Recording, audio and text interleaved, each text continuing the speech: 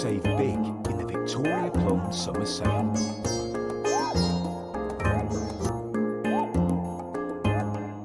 I want to give massive thanks to all of my supporting members and patrons. Thank you all so very much.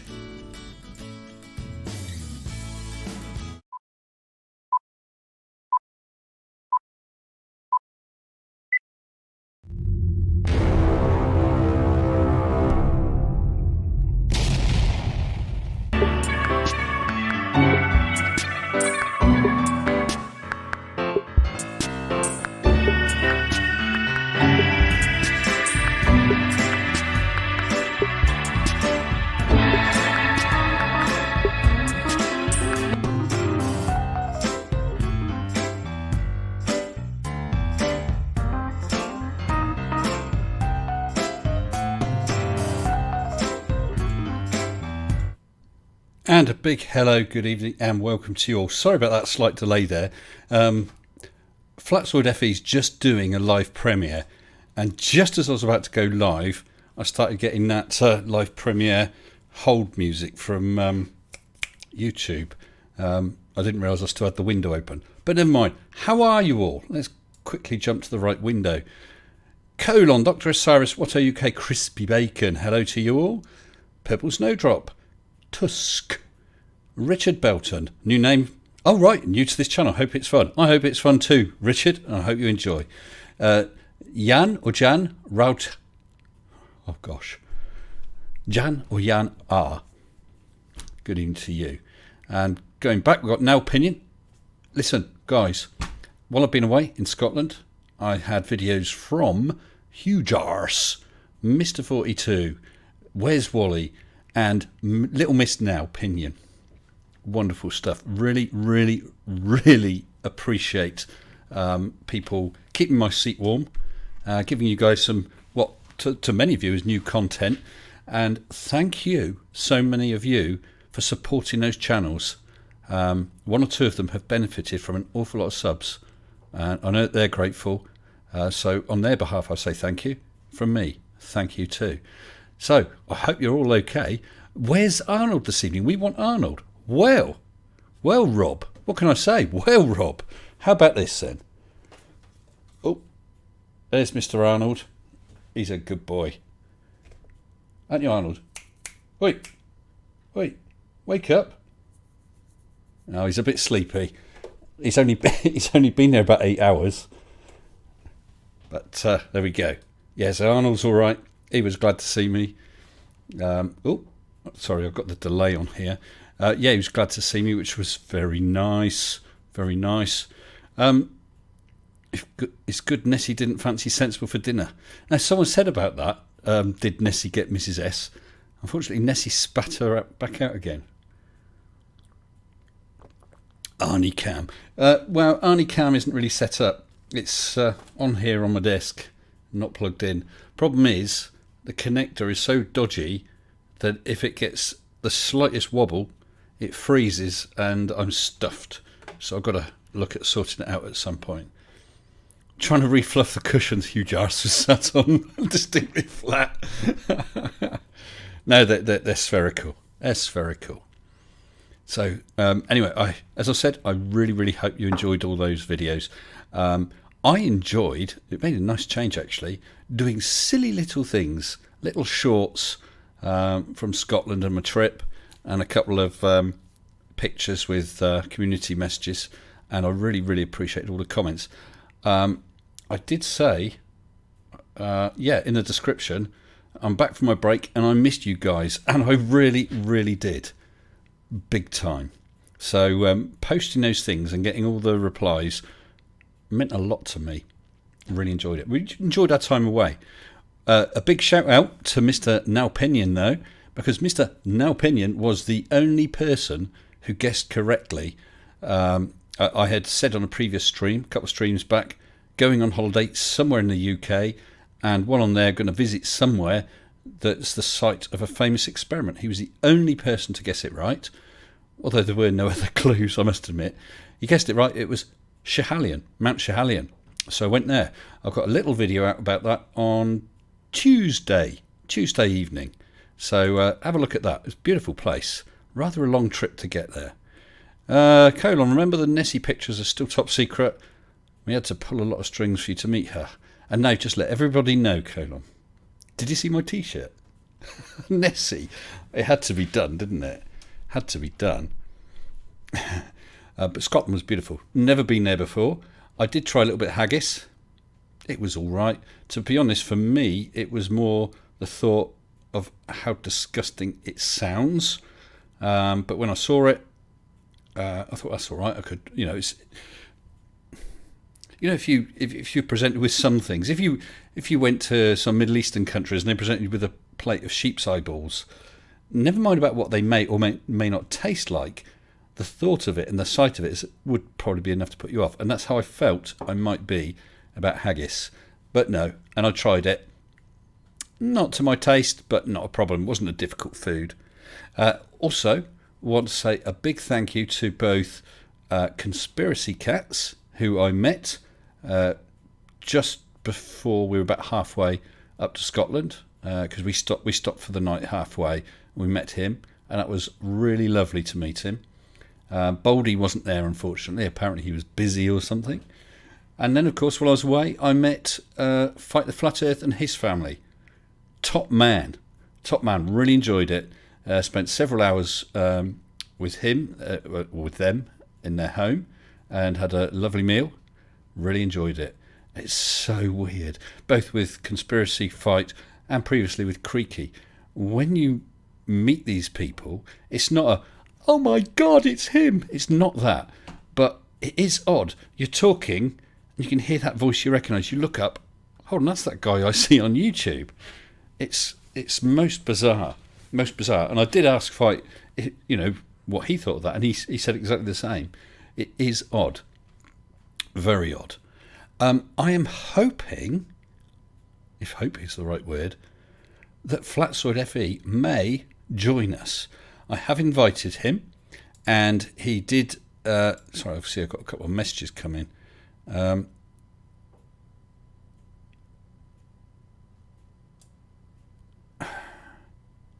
General, I'll message you later.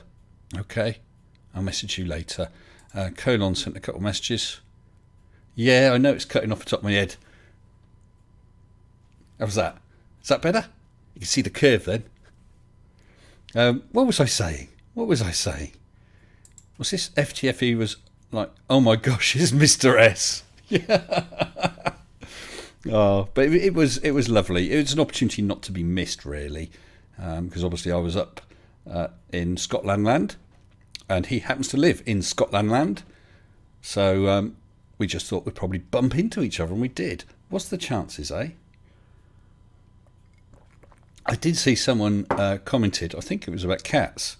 Oh, wow, did you just bump into each other? Well, England may be a small country, but it's not that small. Not that small.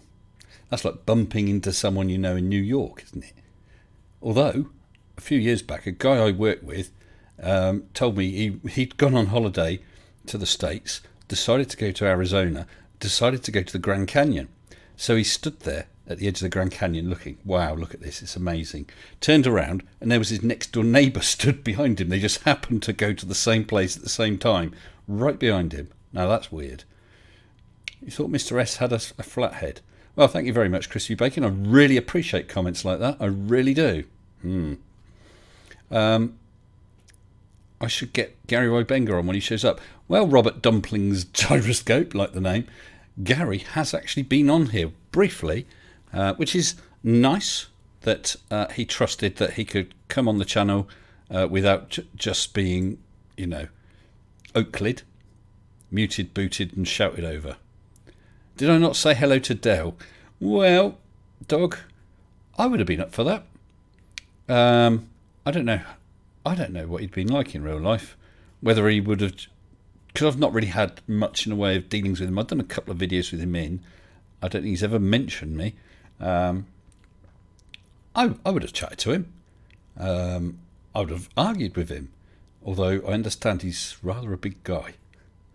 So as long as he was happy to banter, cross swords just using words, that would have been all right. But if he decided to use fists, it might have been a bad thing. I'm only kidding. I'm sure he wouldn't have. I'm sure he'd have gone, oh my God, it's Mr. S. Definitely. So what was it like? Yeah, honestly, Jezza, it was brilliant. Absolutely brilliant. Sorry, this camera looks a bit low now. I'll move back a bit. How's that? Yeah, no, it was really nice. With both of them, we talked about what we're doing, what the plans are for each of us, talked about people we've had dealings with, talked about some funny things. It was genuinely nice, because in many ways we're similar sort of people. I guess we have to be. We're enjoying doing the same sort of things. We share a large group of friends. You guys. So that's nice. So it makes it a bit more real. And, it's just that connection. And I'd look forward to doing it again. It's a standing invite to both Cats and Fight, if they're ever down in my area of the country, to either pop in or go for a drink or crash out on the sofa if they needed someone to stay.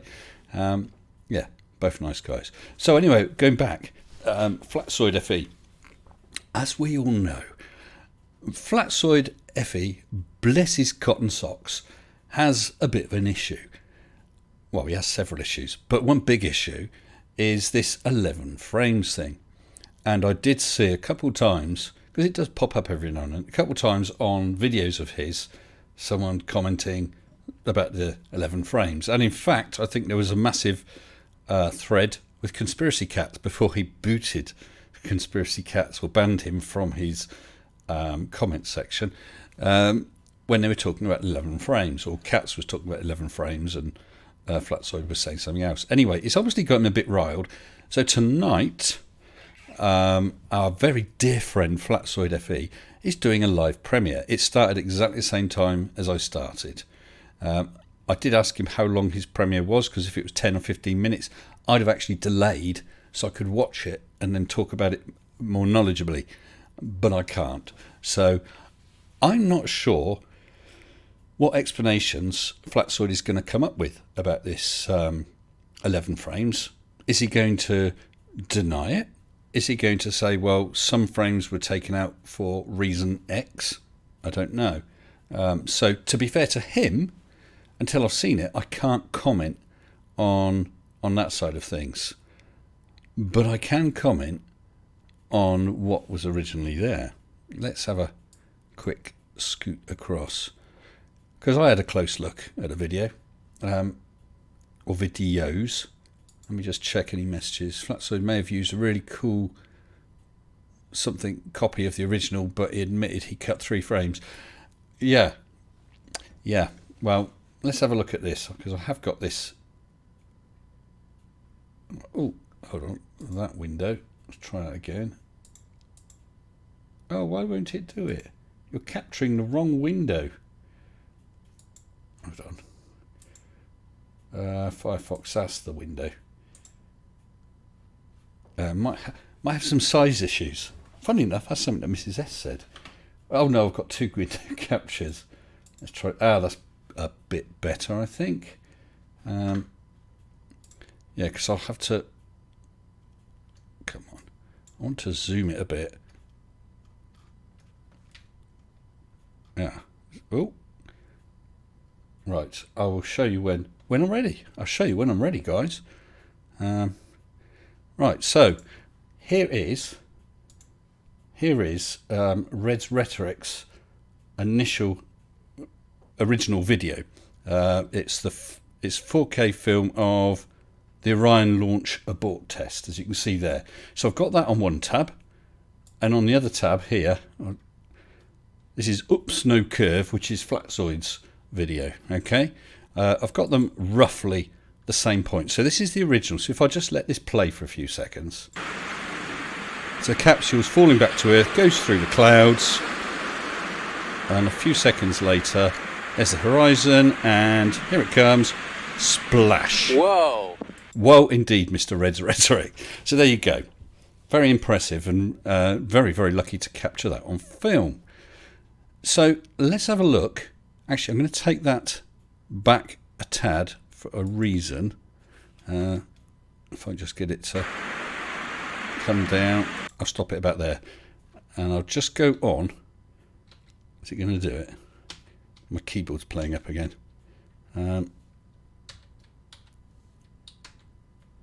Come on, I want to... there we go. That's the frame I want. So let's go on to Flatzoid's video from roughly the same sort of time. So if I just let that play, no sound on this because he's got some music and I don't want a copyright thing on that. So it's Red's video. Look carefully now, he says, and here it comes. Splash.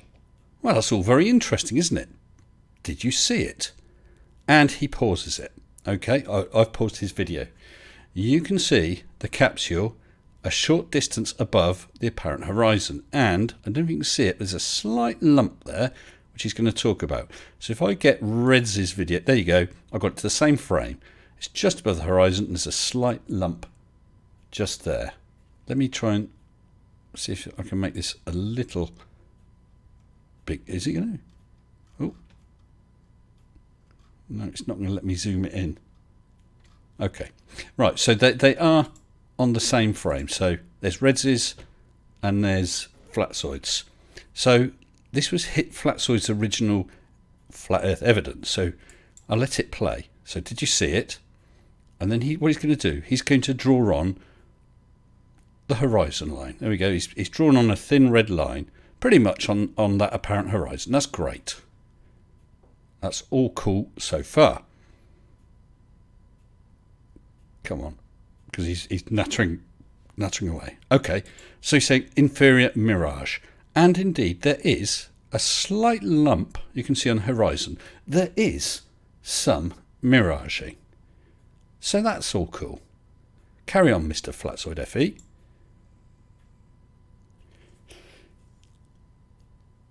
Okay, he's obviously talking about it. But what he does next, he draws on a line of where he thinks the actual horizon is. There we go.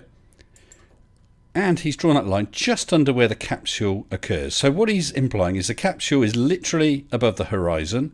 And there's a mirage, an inferior mirage, which gives you the lump there, which is the capsule. Now, as far as that goes, that would be fair enough. You could then argue the toss over the optics of it all. So let's let him carry on. So I have to wait. I don't know how long he's going to talk for.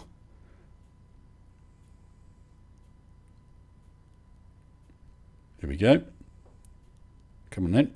Right, so now we're going to see the capsule hit. Boom. Very nice.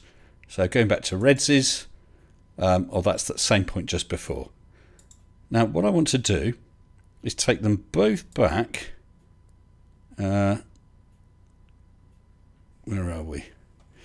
Yes. Hold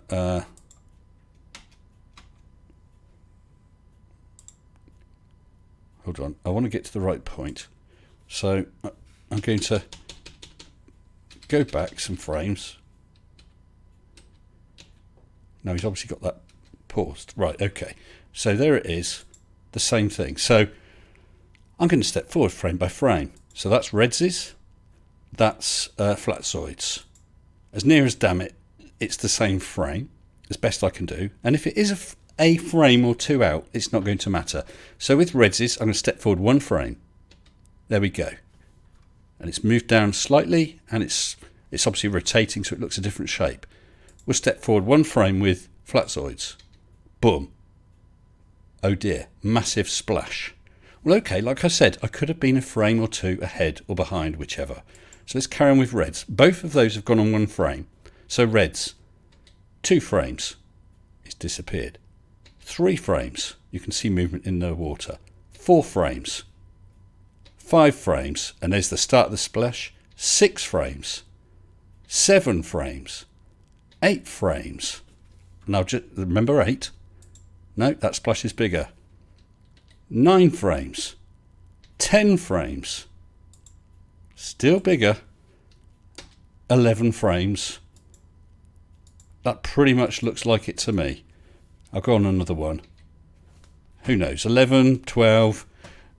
Call it 10. Let's be generous. Say 10 frames. That's not good. That's not good at all. Let me just switch that off. So that's what all the palaver's about for anyone who hasn't seen it. There is no excuse for that. Actually, I did spot another piece of evidence, but I don't think it will show up with me showing it up on the screen here because it's all so small. There's a bird. Actually, let me just switch it on. So this is Flatzoids. Just there. Oh, is it not show? Oh, I'm not on the window. There we go. Just there is a bird. You can see it there. If I go back a frame, it's disappeared. Bird disappeared. Here's Redsies. Is it showing up there? There's a bird there.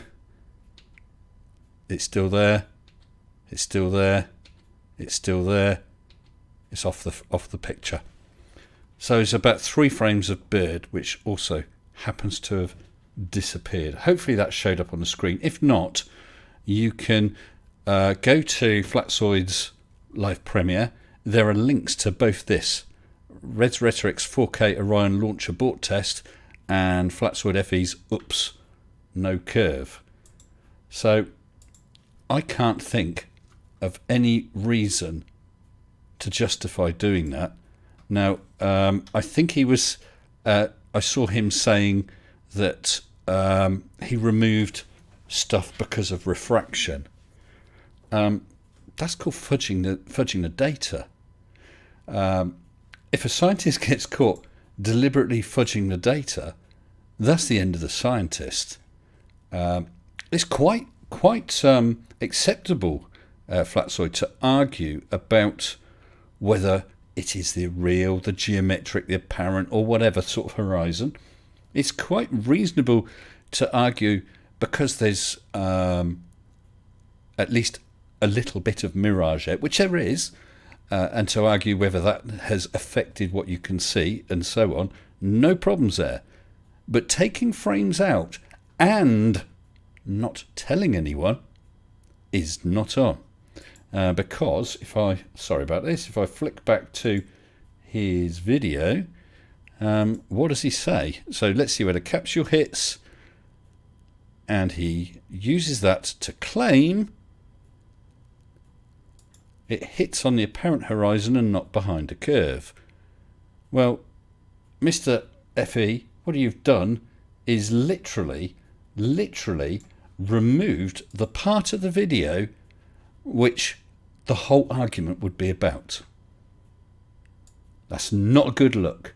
That is why people keep mentioning it, Flatzoid, and I'm afraid that many people will not trust anything you say because you apparently have been shown to be a liar. I'm not going to say that, but I'll certainly say it does not look good. Now, you are doing this live premiere tonight. I do wish I could have seen it before talking tonight, but obviously that's not possible. I will watch it later, and maybe I'll address it. Now, hopefully, you will come on here tonight. I did drop a comment to you, and you responded and said, yep, maybe. You'll try and pop by. I hope you will. If anyone happens to be in live chat, I'll take them out so we can just talk about this and go through that, because I would love to hear an explanation. So let's have a look. Teleporting bird. Yeah. Oops, Flatzoid indeed, Rich 901. Definitely. Yes. So I don't know. Maybe some of you haven't been aware of this whole thing. Many people have. I don't need to say it. We all know it. Now, Stark, he says he doesn't dare show himself. Well, his live premiere, let me just have a look. I had it on pause, didn't I? I don't want to listen to it. I don't know if his live premiere's finished or not. I'm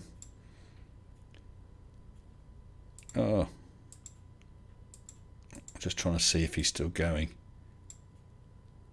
Oh, it looks as though he might have finished. That'll be interesting anyway. I will definitely look at that. So, Flatzoid FE, do you happen to be in here? If so, all you need to do is come into my Discord. See if you happen to see him come in. If you can let me know, that would be brilliant. Because I see you're in the waiting room. See, thank you. Yeah, if Flatzoid happens to come in, can someone point him to the Discord? Links in the description. Time to go to the live waiting room, and we'll get him on here and chat. I'm not getting him on here just to have a go at him. I'm really not.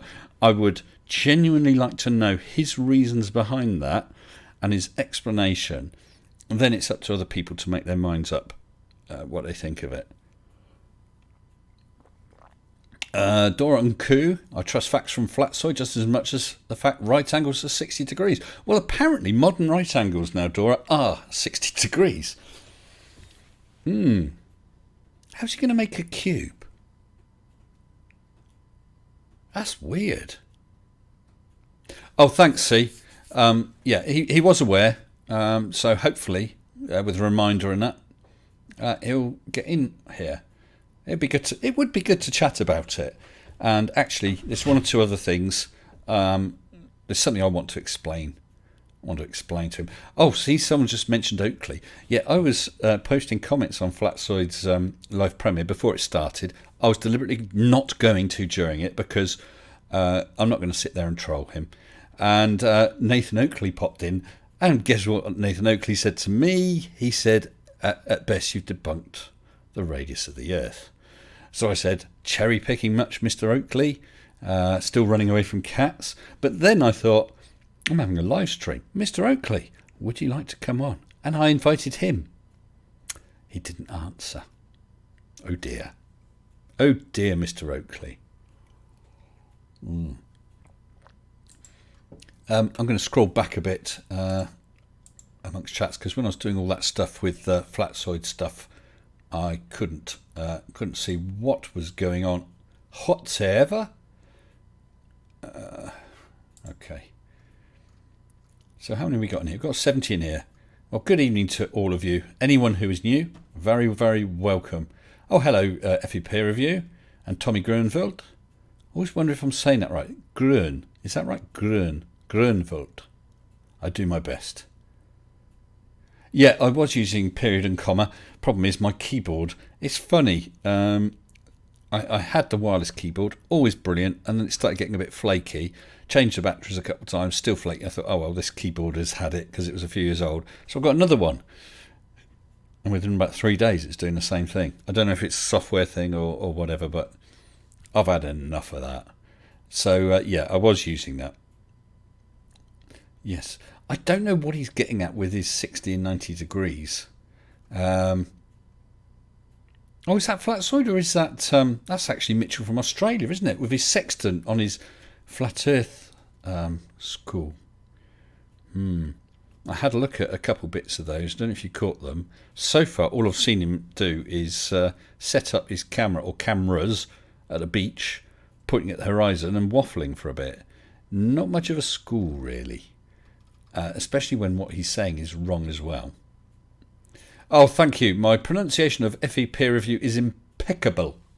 Impeccable. Lovely. Well, I don't know much about impeccable FE Peer Review, but I do know that I like fluffy little kittens. That's something else. I wonder if anyone is interested. I shall be, or I'm planning to add a little something to many videos, not necessarily all of them, but many videos, and it's only a line, and I want to get different people in different situations saying that line. So if any of you are interested in being the culprit on a particular video, please get in contact with me. We would need to see you, but there's no need to identify you. So just taking it random. Watto UK. If he took part in this, All he had to have to do is video himself saying this line, ideally in a situation, like, for instance, I don't know, at a petrol station, filling his car with gas. He'd pump, pump, pump, and just say this line. No one would know it's Watto UK, and I wouldn't tell anyone. It's just that I want numerous random people, to say this line for it to be used in different videos. Nothing nasty against them. I want males, females, anything. Construction workers, bicycle repairmen, anything. Doesn't matter. It's just silly. It'd be fun. So if you want to get on a video, even if it's incognito, give us a shout. You can just email me, mr-sensible@hotmail.com, and I'll give you the details. Oh, I see I've got a super chat. Let me just refresh that. Come on. Oh, Frederic Sigard, $3 Canadian. Oh, that's a mistake, me looking at it at this. Is that a cat? I'm looking at it. I only see it in... let me scroll back. Oh, it's a cat, my hero. Thanks, Frederic, and good evening to you. I hope you're well. Mohammed, I did enjoy my holiday, my friend. I hope you've been busy. Oh, Perspective. Good evening, Ranty, sir. Looks like your new Discord's got off to a flying start, doesn't it?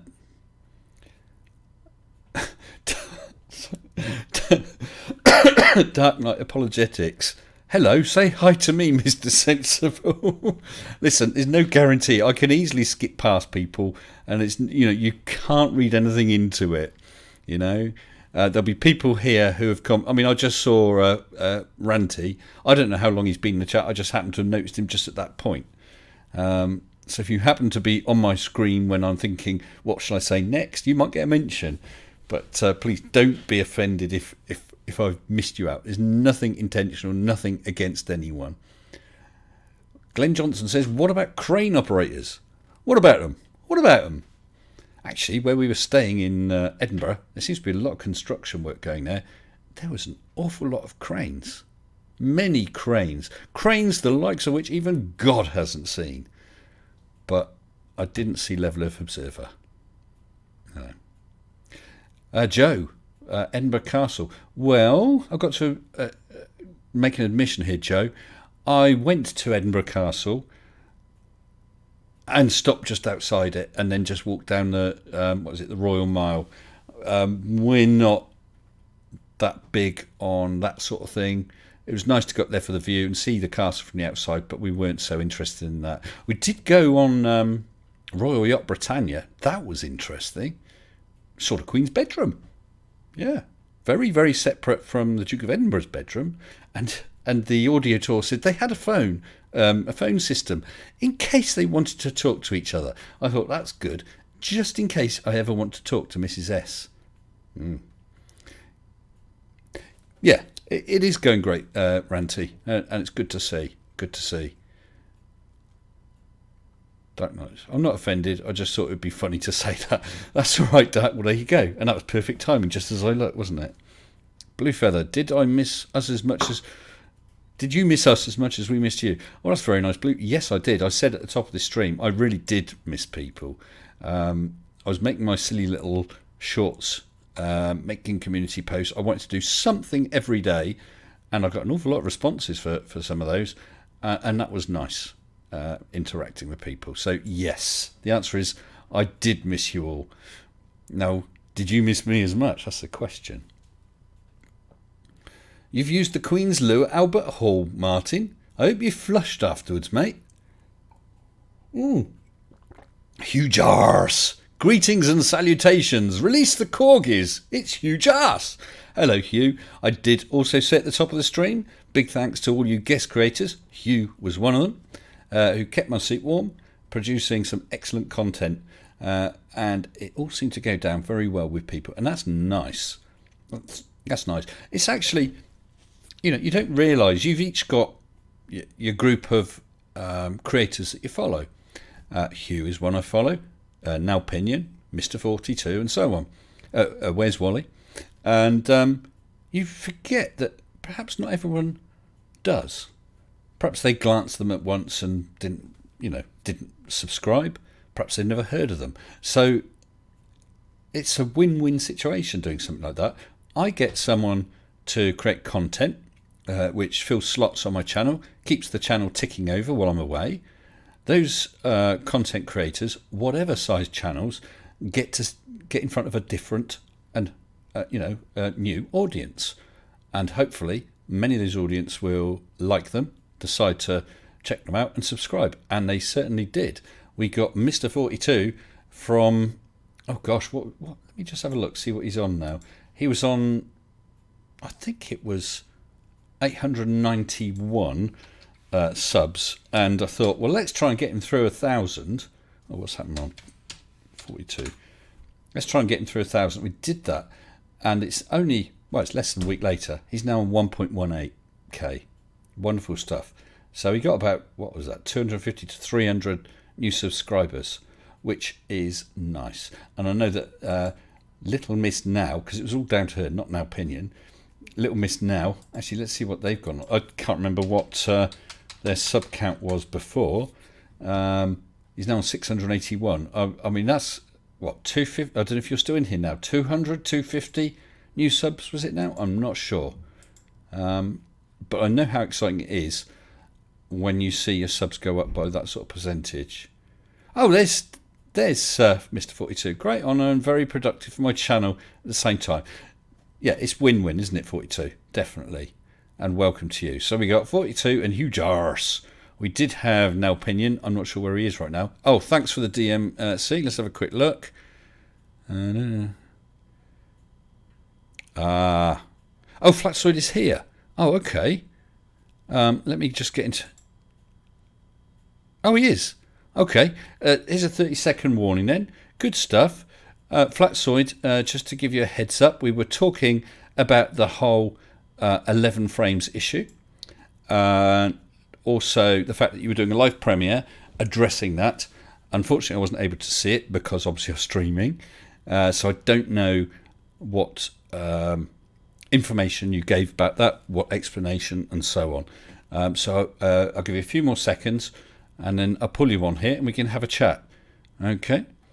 I'm glad you came. Glad you came. Right, let's get him in here. Have I got my desktop audio? Okay. Ready. Hello, Flatzoid. Are you there? Hello, hello. You're muted. Hello, Mr. Sensible. Hello there. And I've just checked, and you're coming through. Can you just say something else so I can just check the sound level? Testing 1, 2. Right, I'm just going to turn you Hello. down. Yeah, I'm just going to turn you down a fraction. Yeah, I don't know if you caught that. I know that you've done a live premiere. I have not been able to see it, so I can't comment on whatever you said in it. Okay. Can I very, very briefly address something else? This isn't trying to catch you out. It's just I want to just explain something to you. This is not related to the 11 frames jobby. Do you remember? Well, I'm sure you do. A little while ago, we had that tussle or whatever it is about copyright. Oh, yeah. Yeah. I did want to say to you, yes, obviously at the time I didn't feel that was a fair use of what you did, which is why, and I was unable to contact you, which is why I did the strike. But I just want, because it's the first time we've spoken since then, I did want you to be aware that, sorry, I'm going to switch on my video for you so you there you go. Did want you to be aware that I was trying to reach out to you as well, to speak to you, to see if we could sort it out some other way. Obviously that didn't happen, and I presume that strike has now expired on you anyway, has it? Yeah, no worries. Okay. It's water under the bridge. Cool. Right, so this, do you want, I showed people Red's Rhetoric's original bit of video and your bit of video, and I got them to what as best I could to the same point, step through, and there is apparently a difference. That's what this whole 11 frames, whether it's 11 or 8 or 3 or whatever, but there's people have accused you of deleting frames of the video, and I know that that's come up time and time again in comments on your channel, and that's why you've addressed it tonight, I presume. Yeah, apparently because I just wanted to show the impact point. the argument was because I took the inferior mirage out. Apparently, I've taken the curve away. So that was the whole argument. So, oh, sorry, go on, carry on. So they were trying to say I was trying to be deceitful because I took the delay away, because that delay was actually it going behind the curve and not in the inferior mirage. So can I just ask for the record, did you cut anything? And if so, are you able to say how much you cut, in frames? Yes, I took 3 frames out, which was the inferior mirage, which was above the horizon. Okay, so can I ask why you took it? I mean, I'm glad you're saying that, okay, because to me, and I guess to many, if not most people, it's obvious that something has gone. So can I ask, why did you feel the need to actually do that? Why didn't you leave it as is? Because my specific point was just to show the impact point. Because everybody was saying, oh, look at that curve. We're just saying, but it's just going behind an optical inferior mirage. It's not going behind the curve. To do that, I had to actually take the inferior mirage away to show it would have an instant splash on the horizon. But there was a time delay, wasn't there? Which was the inferior mirage. I mean, I did say, I tell you what, I'm going to see if I can set up so that you can see what...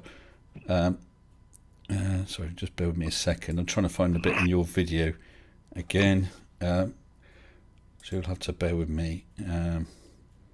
Because one point I also wanted to make, if I really wanted to be deceitful, why would I show all the frames and then take it away in the same video?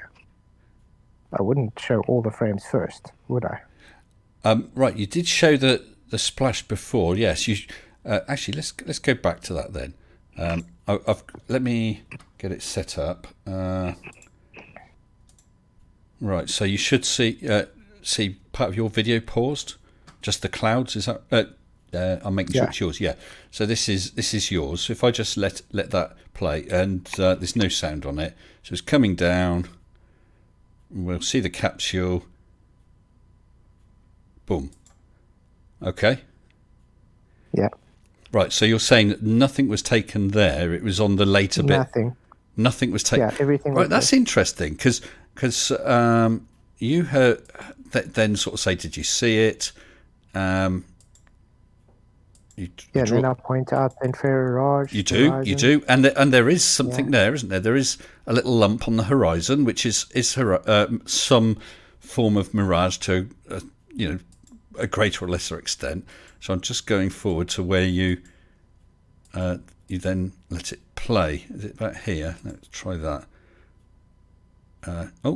Top of mirage.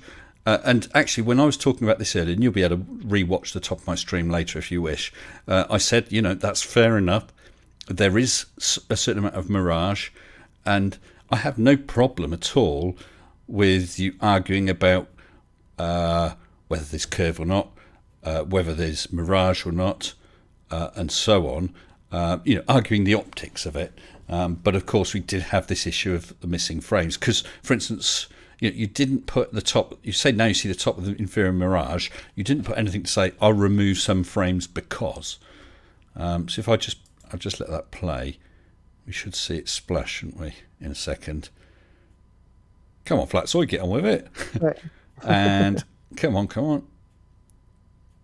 Okay, we're going to see where the capsule hits. Right. Let me take it back to that again if I can. I'll step through. Yeah, it's quite instant because I took the inferior mirage out. Can you understand, though? Sorry, I might have to jump forward a chunk and then back again just to get my keyboard working. So if I step... Oh, actually, it could be stepping through... Oh. Go backwards. So it's... Yeah, so you're saying that this horizon line is literally just below that capsule. Everything below where you drew a line there is mirage. Yeah. Boom. But that, I mean, you can see that splash gets wider at the bottom, and there's a little bit there on the left where it's sort of... What's the word? Yeah, the capsule actually came in at an angle. Ranty actually worked it out, or according to him, that it looked like it was coming closer towards the observer, to Reds, at an angle from the right, and that's why it had that splash as well. But also the infrared mirage would also give that. See, if you look there. Right. So this one is Reds' one. Let me just step back. I just want it. Actually. Oh, stepping back too far. Right. So I think that shot there is the equivalent of your one there, because you've got a tiny little bit of mirage below the capsule on the apparent horizon. Yeah, the mirror effect. Yeah. I'm sorry. Say again. The mirror effect. Yeah. Yes. So and I'm not denying that at all. So there's yours. There's his. If I go on one frame of his, that capsule is lower, and it's obviously spinning and rotating. It now looks like a vertical rectangle almost. I do yours one, boom, you've got a massive splash. Yeah, because that's from where I took it out, yeah. From where you took it out. So, because, so that was 1, 2, and you can't see it, 3, can't see it, 4, can't see it, 5, you can see a start of a splash, 6, 7, 8, 9, and I think, let's just compare, so back to yours, and that's bigger, 10, well, perhaps that's it, 10, 11. It looks more than 3. Like I said, I do want to say, thank you for saying that you had taken something out. Do you understand, though, why people are very uncomfortable about that? Yeah, because it hurts. It hurts you? Because from the beginning, no, it doesn't hurt me at all. I thought you meant it might hurt you. It's upset you. Well, it might have done. I'm not. I wouldn't be laughing at that. But I mean, it has been some good publicity. I mean, think about how much publicity that I got from this. Well, that's true. Then you'll have to argue whether that sort of publicity is good publicity or not. This is your one again. I just want to, because I've always done it on that bit where you had the cut out bit, so it will be interesting to see. So you're saying nothing was cut out of this first drop. So I'm going to try and. God, I'm getting good at this. Let's go down. Yeah, it's a bit difficult on YouTube to do. That would seem to be. So this is Reds. Let me go back. So it's there. You've just got the slight mirage there. So Reds go on 1. It's gone vertical. That one's gone vertical. Reds goes and disappears. That one disappears. You're right. So far, you haven't cut anything there. And another one. On yours, another one. On Reds, another one. Yours, another one. Reds, another one. Start a splash. Yours, start a splash. Reds, bigger. Yours, bigger. Well, it would appear, because I've not looked at that, it would appear that what you're saying about not cutting anything from that first initial complete launch, you hadn't edited anything, as you just said. Yeah. Yeah. I wasn't trying to be deceitful. I was just trying to make the impact point. That's all. So then it got taken totally out of hand, and from there, then I just rode the wave. Well, I mean, it's quite right that. So I'm just going to switch that back off now. It's quite right that got you publicity. Although I'm sure that you would. Wouldn't you have liked to got publicity in a slightly different way, though? I guess so. Obviously, but yeah, what happened. I don't know if you want to go into my latest video. I got a section on Rough Moose where he shows it frame for frame. Actually, very quite detailed. Well, he stepped through like I just did. I mean, what we can see from what we just done, we got Red's original, and we got your original that you did where you said "oops, no curve," and you did indeed. I can confirm that what I have just seen, you did indeed show the whole splashdown with nothing deleted. So nothing deleted. But then when you said, look closely and whatever, here's the apparent horizon, that one, did have frames missing. You have, I don't know when you first sort of said that you had, or admitted, whatever term you want to use, but you have certainly said tonight, yes, you deleted some frames, and you've given that reason of this impact point. Yeah, I'm not entirely.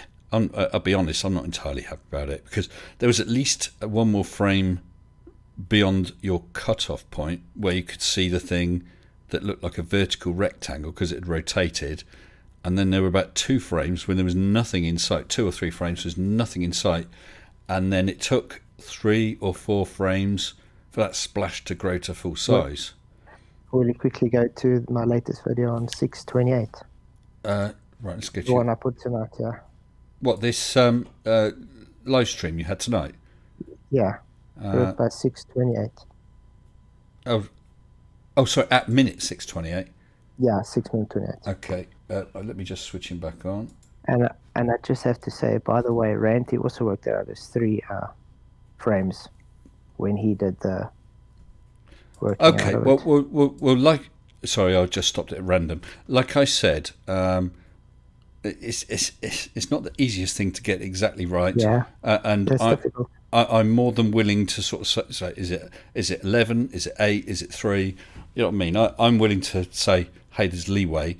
I counted 11 clicks on this, but of course an original frame may not equate to, in effect, a YouTube frame, a YouTube step forward point.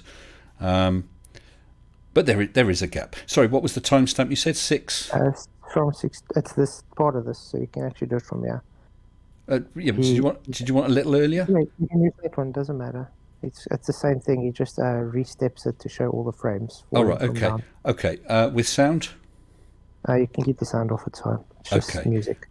All right. Yeah, I'll keep it off then. Okay, so that's going. That is going now. 1, 2, 3. Oh, I actually. Is it going to do it again? Yeah, he's going to. Oh, I see. It's showing the splash grow. But isn't that, at least some of that, is in your video? Or I'm not sure. You say 1, 2, 3. Yeah, that's what I tried to remove, those 3 frames. That's from where the infrared mirage was. So from that stretch that you saw was going out. Because it was inside the infrared mirage already. So it could actually be 4 frames, but yeah. Yeah, I'm not going to quibble about a frame or 2. Yeah. I think. But the point was, I was just trying to make it went behind an infrared mirage and not behind a curve. So as soon as you take the infrared mirage out, it shows the impact point on the horizon, apparent horizon. But when this is going back to, damn, this is Red's one. Just step back. So, sorry, you can still see this, can't you? So there it is, that point. That's the closest I can get it before it rotates into that little shape. This was the last frame, or the last sort of imagery before your cut. You can see the mirage. So if I hover the mouse just under the capsule, so that's basically where you're saying, there we go, the mirage line is about that point. I'm doing the best I can. I'm not trying to. So if I stepped on, it was also difficult. There we go. It's inside the mirage now. Yeah. But it would have to be above, as well as. I mean, to have a mirror, it'd have to be above and below. But the mirror already showed. Yeah, but is the mirror there, or is the mirror halfway up? Halfway up that. There, but the mirror's still there. But remember, it's squashed inside the mirage now. It's literally for like a split second that happens. But then it's gone entirely. And remember, it's where it is now is, let's say you take a brick and throw it in a pool. It takes a time for that splash to come up. Right. So you're saying it's in the water now, but the splash hasn't come up? Because the mirage is blocking it, yeah. Because, carrying on, there's 1, 2, 3... As I said, a YouTube frame may not equate to an actual frame of film, but we can't step in any other steps other than that. So, but there you've got a definite start of a splash, and you don't show that at all because your first because it's frame on is on my raising flat. Yeah, because of the where well, it's in set, fact, it's probably about there. The first one you show. See, to me, could you see how that gets narrower? You got. I know you've only seen it on a small screen, but you got a wide splash at the top. It gets narrower and then wider again towards the apparent horizon. Halfway up there, the narrowest point, I would say, if you're going to have a mirage line, a reflective line, that would be at that point. You know. Yeah. But I mean, that's arguing about the actual optics. I'm being absolutely honest here, Flatzoid. Okay, let's take. I'll take what you're saying at face value. Okay, that you were trying to show the impact point because of the mirage. I would have to say that whether that's a valid thing to do or not, I think you made a big mistake not saying, right, so what I'm going to do is I'm going to cut this to show where it would have struck. Do you know what I'm saying? To actually explain what you're doing. Because in your video, you then say, see it hit the apparent horizon without telling anyone. I'm not trying to haul you over the coals here. Like I said, it was just to have a chat. I was looking to do this 11 frames thing because I know it's popped up again, and I saw you were doing a live premiere, and I thought, well, hey, let's chat about it. I can chat with, as I said, without any rancour, because as far as I'm concerned, there is none. I mean, this is all very interesting, but it's not life and death, is it? Nope. That's internet life. Yes. Well, I mean, do you think if you were doing this today, would you still do that, still cut that, or would you cut it but put an explanation in, or would you do exactly the same as you did before? I think I would have just gone in more detail, maybe. So maybe it would have explained it better.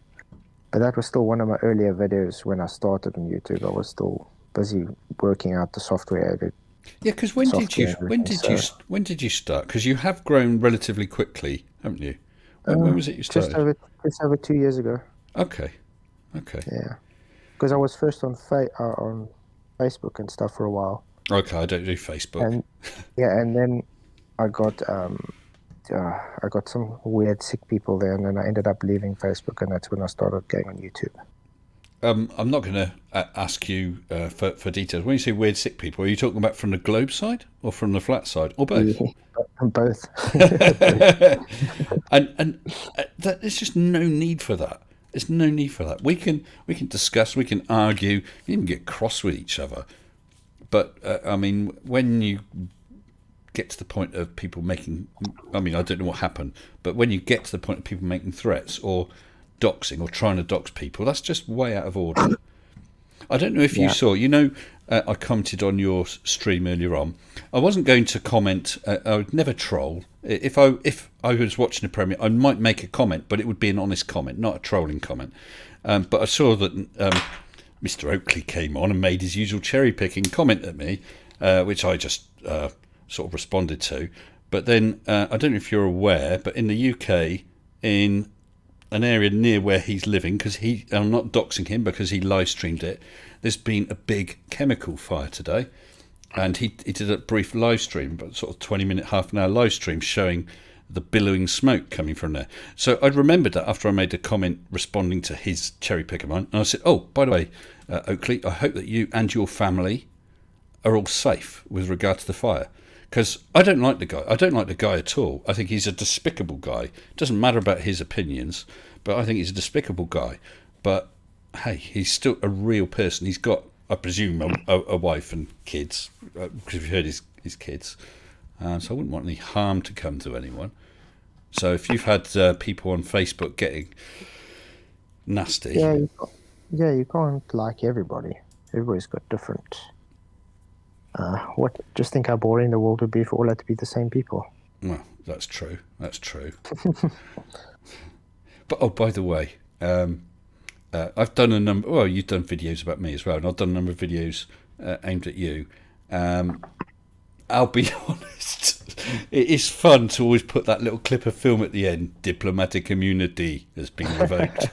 I love that film. Yeah, you like that one, yeah. I do like that, yeah. So don't take any offence. Well, it's no more offence than I actually intend, which is just a very tiny look- bit. No, we all understand it's just banter, though. It doesn't Yeah. help taking things personal anyway. Hey, we're rapidly coming to wild agreement here. Oh, At the man. end of the day, we got our own opinions. We are content creators, and well, we're just trying to get on. Yes. So, I mean, if we do have banter, we're not going to be taking it personally with anybody. Good. So since you're on here, just in general, please feel free. Excuse me. Please feel free not to answer if you don't want to or whatever. But I just wondered, how did you get in? Just a general thing. How did you get into flat Earth? When did that happen? When I was actually studying art, Okay. funny enough, yeah, You're going to say perspective, aren't you? it's part of it. That's actually what got me into the whole thing. But yeah, I know, Ranty, that was from 2002, so way before you perspective. Anyway,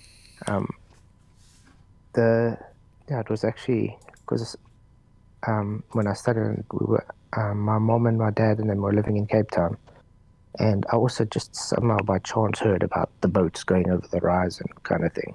Right. I didn't even know about Eric Dubé and that nonsense that day, so Yeah.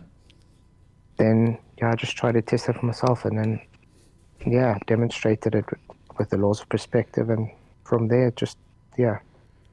just took it from there, you could say. So, I mean, with any one thing, let's say for the sake of argument, this really is for the sake of argument, say sunset. Okay, the flat earth side might come up with some explanation. Whether I agree with that explanation or not, that they come up with an explanation, but then they need to explain something like eclipses or whatever, and they could come up with some sort of explanation for that. But the big issue is one explanation doesn't jive with one of the other explanations, and then you've got things like, I don't know, the distance to the sun, you've got 2 points of stellar rotation, and so on. Any individual thing you could concoct or put forward some idea, some theory to potentially answer it, but it doesn't work with all the others. How do you feel about that? Because there is no all-encompassing flat Earth theory, is there? Yeah, I'd agree with that. I wouldn't say that's why I don't describe to any map or anything, because I also agree. There's no flat Earth map that works. Okay. I'm not going to go and push something that I don't believe with. But how can I put it? We actually labeled as a flat earther. I'm not flat earther as a flat Earth society pushes it, should say. I do believe the Earth is a stationary horizontal plane, but the actual shapes and stuff about it, I'm not going to make any claims about it, because what I observe is it's stationary, what I observe it's flat. Well, relatively, there's topography, obviously. Yeah, of course, topography goes without saying. Yeah. Say no more, topography. Say no more. But Well, no, what about in space? I was going to say, what about some form of dome, for want of a better word, container, lid, whatever you want to call it? Do you think there's anything like that? I would say we contain, but I wouldn't say it's a dome. Okay, so But that, yeah, go on. yeah, but that goes because the gas laws that we have to be contained, and even before that, well, just with my religious belief, which I don't really use it for, but I mean, waters above the waters would be considered a dome because it's separated. So you said gas laws. I mean, that's where your Nathan Oakley comes in. Saying that you can't have pressure without a container. Is that basically what you're saying? Even if you can't define a container to an extent, so you're saying something is holding our atmosphere in? Yeah, I wouldn't say it's atmosphere. See, we live in a dynamic system. Everything is created from ground level. It's moving. I mean, you get convection currents and everything moving up and down. The problem is with every gas law that you have, volume is required, and volume needs the boundary. So you can't have an arbitrary boundary to have a pressure. You literally need to have a physical boundary to have pressure. Well, in front of me, between me and the camera here, there's no container, no walls. But if my e-cig was a a barometer, I held it halfway in between, it would get a pressure reading. Yes, because you guys are in the same system, and the barometer works on surface. So Yes, that picks up the because surface. that's one thing. Actually, what do you prefer to be called? Flatzoid FE, or do you use your name at all? You can call me. Doesn't matter. You can call me Keith. You can call me Okay, all right, Flatzoid. okay. Hi, Keith. Flatzoid was actually just me as making fun of the geoid. That's why it was flat That's fine. geoid. Okay. Flatzoid. Well, yeah, because often I say gas pressure needs a container because the pressure is, it has to have a container to press on. Well, that's half of it, but it's all any other surface. If you're sat you're sat at your desk or wherever you're sat, you're experiencing 14.7 pounds per square inch of pressure pressing on you, as is every other object in your room or wherever you are. Yeah, and which makes logical sense because the ground is the largest surface. But you must have seen my mage. Oh, by the way, if everyone sees my hands are filthy, it's because I've been treating the outside of my office today with stain, and I'm covered in it. And it'll probably take about 3 days to get rid of. So when did you get back from Scotland? Yesterday. Oh, awesome. Yeah, it was. Really enjoyed the trip. And if you weren't aware, I also met up with Conspiracy Cats, who's a lovely guy, and with Fight the Flat Earth and his family. So spent some time with him. Yeah. Yeah, I'm saying you must have seen my mage experiment. Obviously. Yep, good. Because at ground level, we were getting, I think, 101,000 pascals, which is roughly 14.7 pounds per square inch of pressure. I'm saying pressure because I'm not going to argue the toss of gas pressure versus atmospheric pressure, but it had a pressure reading. And when it was at the top, it was down to, if I recall, something like 264. Oh gosh. Yeah, much less. 0.03% of atmospheric pressure. Sorry. Which makes sense because So why doesn't all the air that's down here clear off up there straight away? It's proportional to temperature as well and area. So there's a wider area high above, and it's cold. Gets changed with the winds, currents. It gets colder, so it's going to lose its energy, you could say. So it's going to go cycle back downwards. Well, it's warmer. We started off at ground level. I can't remember exact temperature, 13, 14 degrees centigrade. By the time we got up to height of, cruising altitude of aircraft, it went down to about minus 35. When we carried on up, I think it actually went just positive. So it went from sort of roughly, I mean, you'd have to see the video to read the figures. Yeah. Let's say 15 degrees down to minus 30, carrying on, it went up to 0 again. But you have to understand this. Let's say you've had 10 particles at the bottom. You've gone higher, now you've only got 5 there.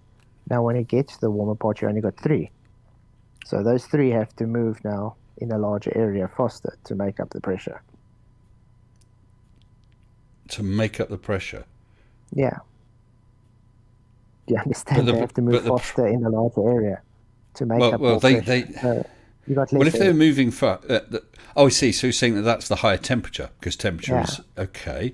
But then if you go up further still, the pressure is lower, but the temperature is going down as well. Mm-hmm. And that's why they lose even more energy, the little that's still up there, and they're cycling down. I'm wondering if I can call up... just to be fair to you, Keith, so that everyone knows, this is not a pre-arranged debate or anything. Neither of us have prepared anything. So I would have to say Keith might put something forward. I can't get used to that. I'm going to have to call you Flatzoid. Flatzoid might put something forward that I've just never heard of or whatever and can't comment on, and I presume maybe I can as well the other way. So I wouldn't hold that against him, and I hope he wouldn't hold it against me. If we needed to have a debate on X, we would have to pre-arrange it beforehand.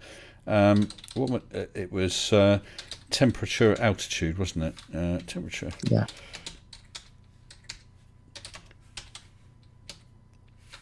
Yeah, just trying.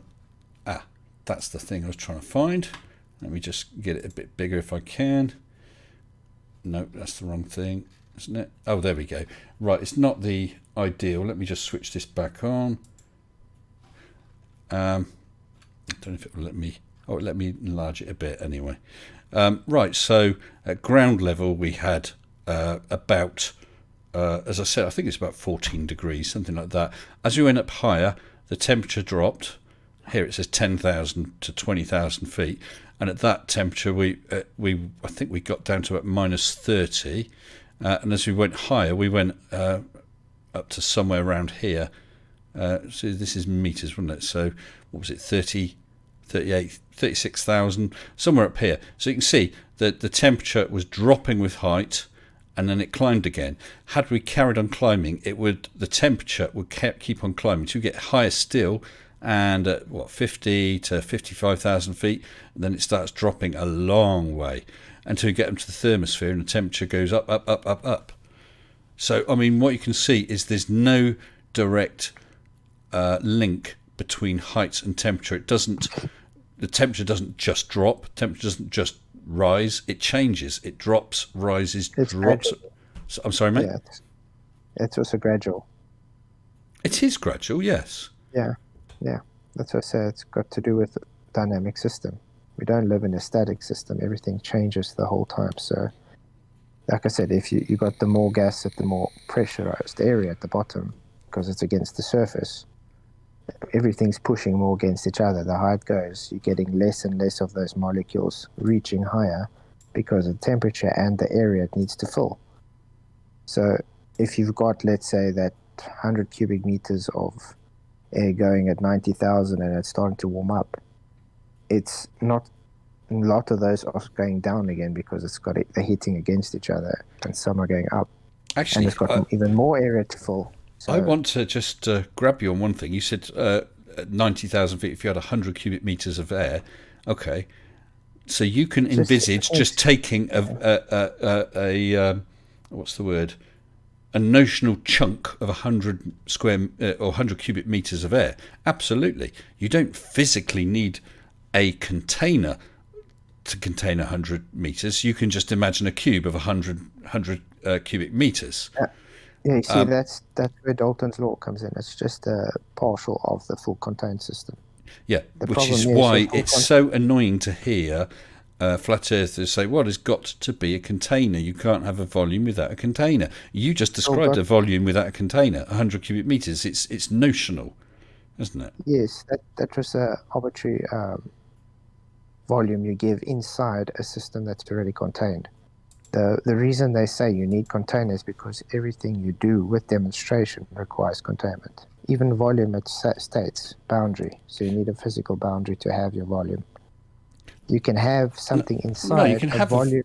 Sorry, go on. You can have a how can I say, an arbitrary volume inside of a system, but it doesn't mean that system is not contained.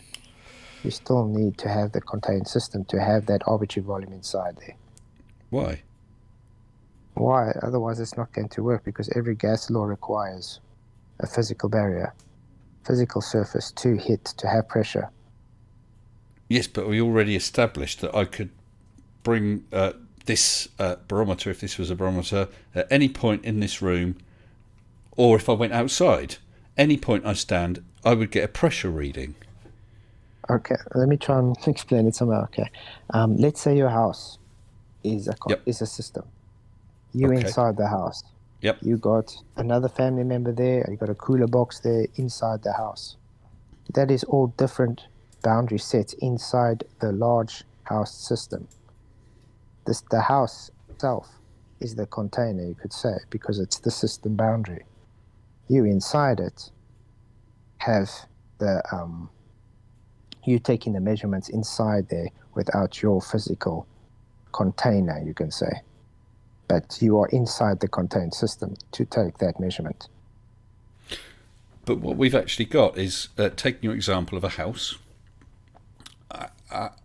our earth, so from downstairs or in the basement, I'm getting, or whatever, there's no basement, I'm literally just above the carpet, I read 14.7 psi. I climb up three-quarters of the way up the stairs, and I've only got 0.03% of of the pressure that I had when I was downstairs, just above the carpet. That's what Mage experienced. So, there is nothing between the two. It's like the typical thing with Everest. You go to the top of Everest, and you're only going to have roughly 30% of the pressure you get at sea level. There's no container. You see, the thing is, you're trying to concentrate on the pressure gradient that comes after you already have your pressure. All the gas cycles comes from the surface area, from sea level down. So it comes upwards. The further you're going away from the accumulation point, the thinner the air is going to get. Because what do you mean accumulation point? I'm trying to think of the right word. It's not actually accumulation. Are you talking about?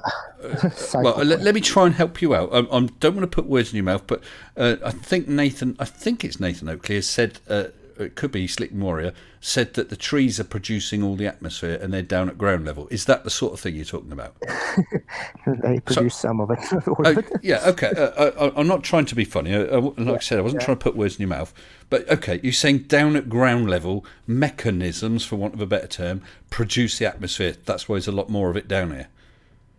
Yeah, the gas that produced is, let's say, ground level, most of it. And because you're going up higher, you're going away further from where it's produced. Obviously, it's going to be thicker where it's produced, and because there's more surface area for it to hit the ground, it's going to have more surface, more pressure. But what about this whole argument that Nathan Oakley is particularly keen on, saying that with the example with bromine gas in that double-ended container? When he opens when the scientist guy opens the tap, the bromine instantly equalises, because at one end he's got bromine. Entropy. Yes, but at one end he's got bromine at a pressure. At the other end he's got a vacuum. Of course it's going to equalise, and of course he's also saying we can't have an space, with a vacuum or close to vacuum, because otherwise the atmosphere would clear off up there. Okay, fair enough, but then the argument holds, why doesn't it clear off from 14.7 to whatever it is at the top of Everest, roughly 10 or 9.5 or whatever it is? Because it's part of the same system. It's a dynamic system that cycles through. It's not static. It's not something that's reached equilibrium or anything. It's constantly moving gas. But it's not constantly moving up to the lower pressure areas. You think with weather. So sorry, just with weather you get high pressure and low pressure. If you get a very great difference between them, you get extremely strong winds as it's trying to equalise. But the difference between them is a few. I know we keep changing measurements, but if you get high pressure at 1,000 bar or 1,010 bar, and then you get a low pressure at 980, you get a lot of wind between it. But that's only a small difference. The difference between ground level and the top of Everest, which if you're at ground level near the base of Everest, is only going to be a few miles away, it doesn't seem to make a difference. It's not sucked up there. It doesn't blow up there. Yeah, look, it's not instantaneously as everybody pushes it out to be. So I say, well, it has to be damn slow, because it's been like that for years. Yeah, but it's always cycling, so obviously it's going to remain about the same always. I mean, you got constant cycles with like wind currents and things, so it's going to stay constant. That's the same as if you take, let's say, a bath of water and you're mixing it the same the whole time. You can't expect that current to change if it's having the same movement all the time. Yeah, but it's got a constant movement. What you seem to have is, I'll just use the word use the term air, so we're not arguing about atmosphere. Okay, you've got air being produced somehow, somewhere around and near ground level, constantly, I presume, and it hasn't equalised instantly, or indeed over many, many years. So if this air is being produced, why isn't our pressure down here at ground level going up, up, up? Because it cycles. Well, you remember? can you explain the cycle thing? even let's say the carbon dioxide cycle, it recycles itself. Everything. Yes. I mean, yeah. So you can't expect now the pressure to go up if it's just taking the same thing and just recycling it over and over again with the same weather patterns. So, That's the same how hurricane forms. oh, by the way, I just read a super chat. It's not directed at you, Flatzoid. It came a little while ago from Lyle for $5 US, saying, "How's the flat Earth today? It feels level and horizontal." Maybe you'll be happy with that one. Thanks for the super chat, anyway, Lyle. With the carbon dioxide cycle, that it gets captured. I mean, I don't understand it all. It gets captured in the oceans. Carbonates or whatever are formed. And so on, and they'll become part of the rock of the Earth, which eventually gets subducted and melted and released via volcanoes and whatever. Yeah, there's a definite, and some is absorbed by plants and so on. But the other gases aren't absorbed. Surely our atmosphere would be changing its mix over time. Yeah. But like I said, I don't know every 100% thing about it, so I'm just giving a more or less how it works with dynamic systems. So, I mean, I'm not claiming to be some kind of atmospheric scientist or anything. But yeah, I'm just trying to explain it in layman terms as I can. So why wouldn't you listen to the professionals?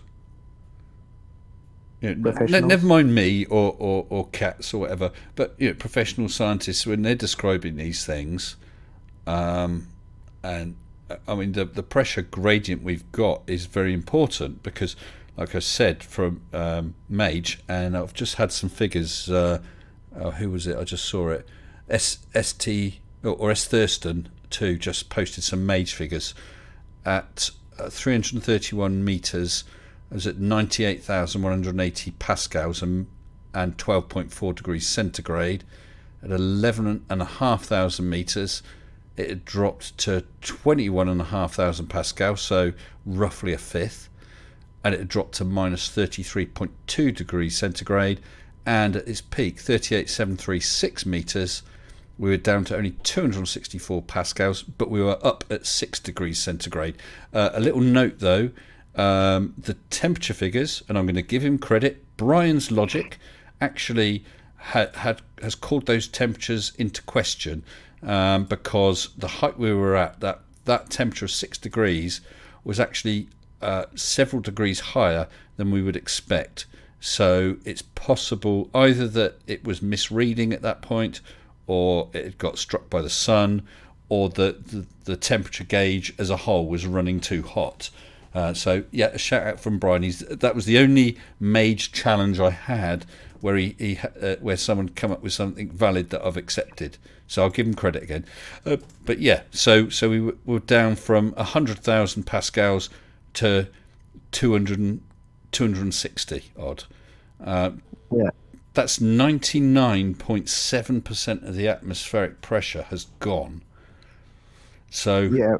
If you had, in his bromine experiment, 14.7 psi of bromine on one side and whatever, I don't know what that is in psi, but only 260 pascals in the other, open that tap, bang, it would be straight across. What Oakley either doesn't understand or is hiding is the fact if you had 14.7 psi of bromine on one side and 14.7 psi of some other gas on the other side, you open that tap and you're not going to get it rush across. Eventually, over time, individual molecules would move around and you get a very, very slow mixing. You wouldn't get that pressure equalization. Yeah, go on. Avogadro's law. Do you know about Avogadro's law? I've heard of it, but you're talking about the mixing. Yeah, it's just got to do with the equal volumes of different gases that they contain the equal number of molecules.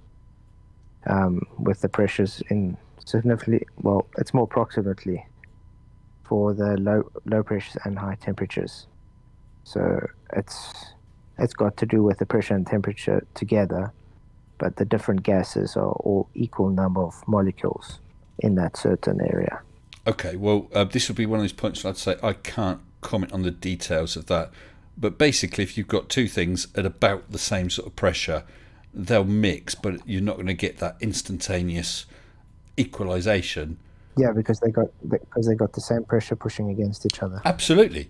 Which is why Oakley using that bromine thing on one side with vacuum on the other is disingenuous, because he's trying to compare the pressure that you and I are breathing here down at ground level with whatever level of pressure there is either in space or at the edge of space, which is a vast difference. So if you had one next to the other, bang, you are going to get instant or near instant equalization. Whereas with Mage, you can actually see the pressure very, very slowly dropping in a beautiful curve. So at any point, if you took any individual point, a metre above and a metre below, it might only be a Pascal difference, virtually the same pressure all the way up. But over time, it just adds up. Yeah, because it's all contained in the system. That's what I'm saying. You first have to have the contained system before you can have the pressure. Well, so the pressure gradient doesn't really matter if you haven't got the container. You wouldn't have the pressure to have the pressure gradient if you don't have it contained first. Well, so the problem would be if you have your globe, let's say it's an open system, because it has to be a system because, the ground's a surface, obviously. So everything will go out. It's never going to return backwards because it has to bounce back sometime, even if it takes. You're saying the air would have to. Well. Yeah, it has to bounce back sometime. Well, if you throw a ball up, it's going to come back down without having reached this notional container. Yeah, but a ball doesn't move the same as a gas, though. You have to know the differences with the molecule movements of gas and of a ball. Well, there's still gas to get it to stop moving totally. You have to get it to theoretically minus 273 degrees Kelvin. You're which talking is about impossible to get. Yeah, but you're talking about absolute zero. But the gas particles are moving. They are very, very tiny, but they are objects. They are subject to the same force that tennis ball is if you throw it up. But they're going a lot faster, and they're obviously very, very small, but they will run out of energy and start coming back down again. You claiming gravity? Oh yes. Well, look, before we get into that, then I have had a super chat from M2M. Thanks, Matt, for £10, saying aircraft could not measure altitude without changes in barometric pressure. That's how almost all altimeters work on aircraft. No getting away from it. Yep. Okay, so using a container to measure it. Right, gravity. Gravity. Yes, absolutely gravity. That's what makes that tennis ball, as you throw it, slow down, stop, and return to Earth. Or if you're throwing it forward, it will move in an arc. And the same with everything else, unless it's got unless it's got sort of flying surfaces and thrust and so on. Yeah. Well, yeah, you obviously know there's such thing as wind friction and stuff when you throw a ball, and obviously the ball's denser than the air around it. So it's going to have to lose energy, and it's going to go to its densest point, which is the floor. There is definitely wind resistance, of course.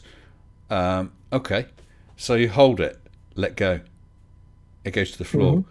It hasn't been slowed down. It actually accelerates towards the floor. So you've got no. In fact, the wind resistance is actually going to, or air resistance is going to try and slow it down. But even so, it will accelerate unless you're high enough for it to reach terminal velocity. Incidentally, I think the Empire State Building. Here's a useless fact. I'm pretty sure it was Empire State Building was the first building built tall enough that if you jumped off it, you'd reach terminal velocity before you hit the ground.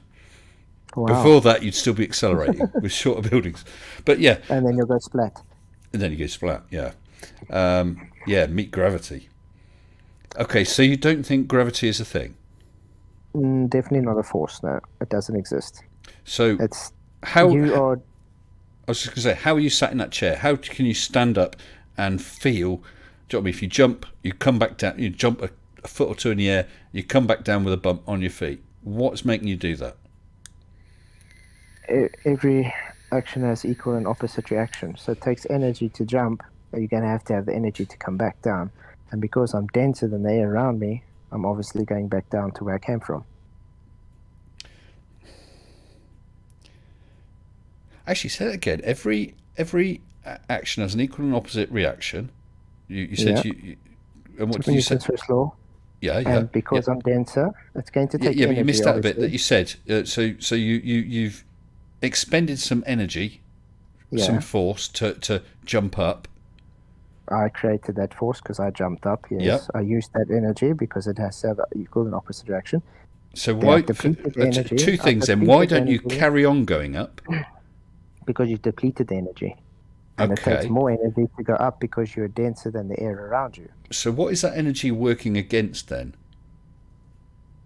What do you mean working against? Well, Energy if isn't. if I push my car and start it rolling, and then stop pushing it, it might roll for a few feet, but it will slow down and stop. Friction because of friction. There. Absolutely, because of friction. So that's a force that's counteracting the energy that I gave it. So when you jump up, yeah, you're putting energy into that jump. That's being expended, so you'll only go up so far.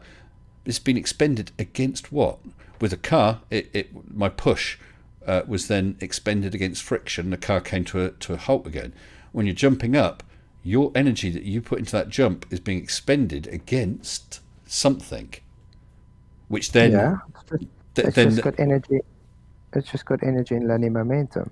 Once you've expended that energy because you're denser than the medium you're in, you're going to go down.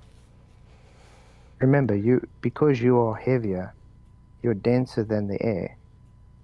You physically have to have energy to get out of that thin air, you could say. It's like trying to swim through nothing. That's why when people put something in a vacuum, they literally just took the medium out and expected that dense medium, that dense object to, what do they expect it to do? It's the densest thing there is. So it's going to go to where the energy is zero. Well, okay, let's say we've got a big vacuum chamber and you can breathe. Okay, maybe you've got a little breathing apparatus on and you jump up then. Are you saying you could jump higher because it's a vacuum? Or are you saying you'll keep on or would you keep on going? More difficult. It would be more difficult Why? to jump higher because you are even more denser now than nothing there. Remember when the air was there was at least a little bit of air there. So it had some density. Now if you're taking that medium density totally away and you try and jump, you're going to struggle even more. It's the same as if you're swimming in a pool. If you're going to swim in water, you're obviously the viscosity is going to make a difference. So yeah, but you just said it'd be harder. If I was stood at the bottom of a pool, forget buoyancy or anything like that. But if I was to jump up, I'd be pushing against the thickness, the density of that water. The viscosity, yeah. Yeah, the viscosity of the water. If I do that now, stood at the side of the pool, it's only air. So in which case, if I was in vacuum, again, forgetting about breathing difficulties, it should be easier still. Or are you saying it would be easier? You would jump further? No, it'll be more difficult because you're jumping. It takes more energy because you're jumping through a medium that is no medium. So you are relatively more denser, you could say. But then, so you've got vacuum, which apparently, from what you're saying, would be very hard to jump through. We've got air, which we can jump through any time we want to.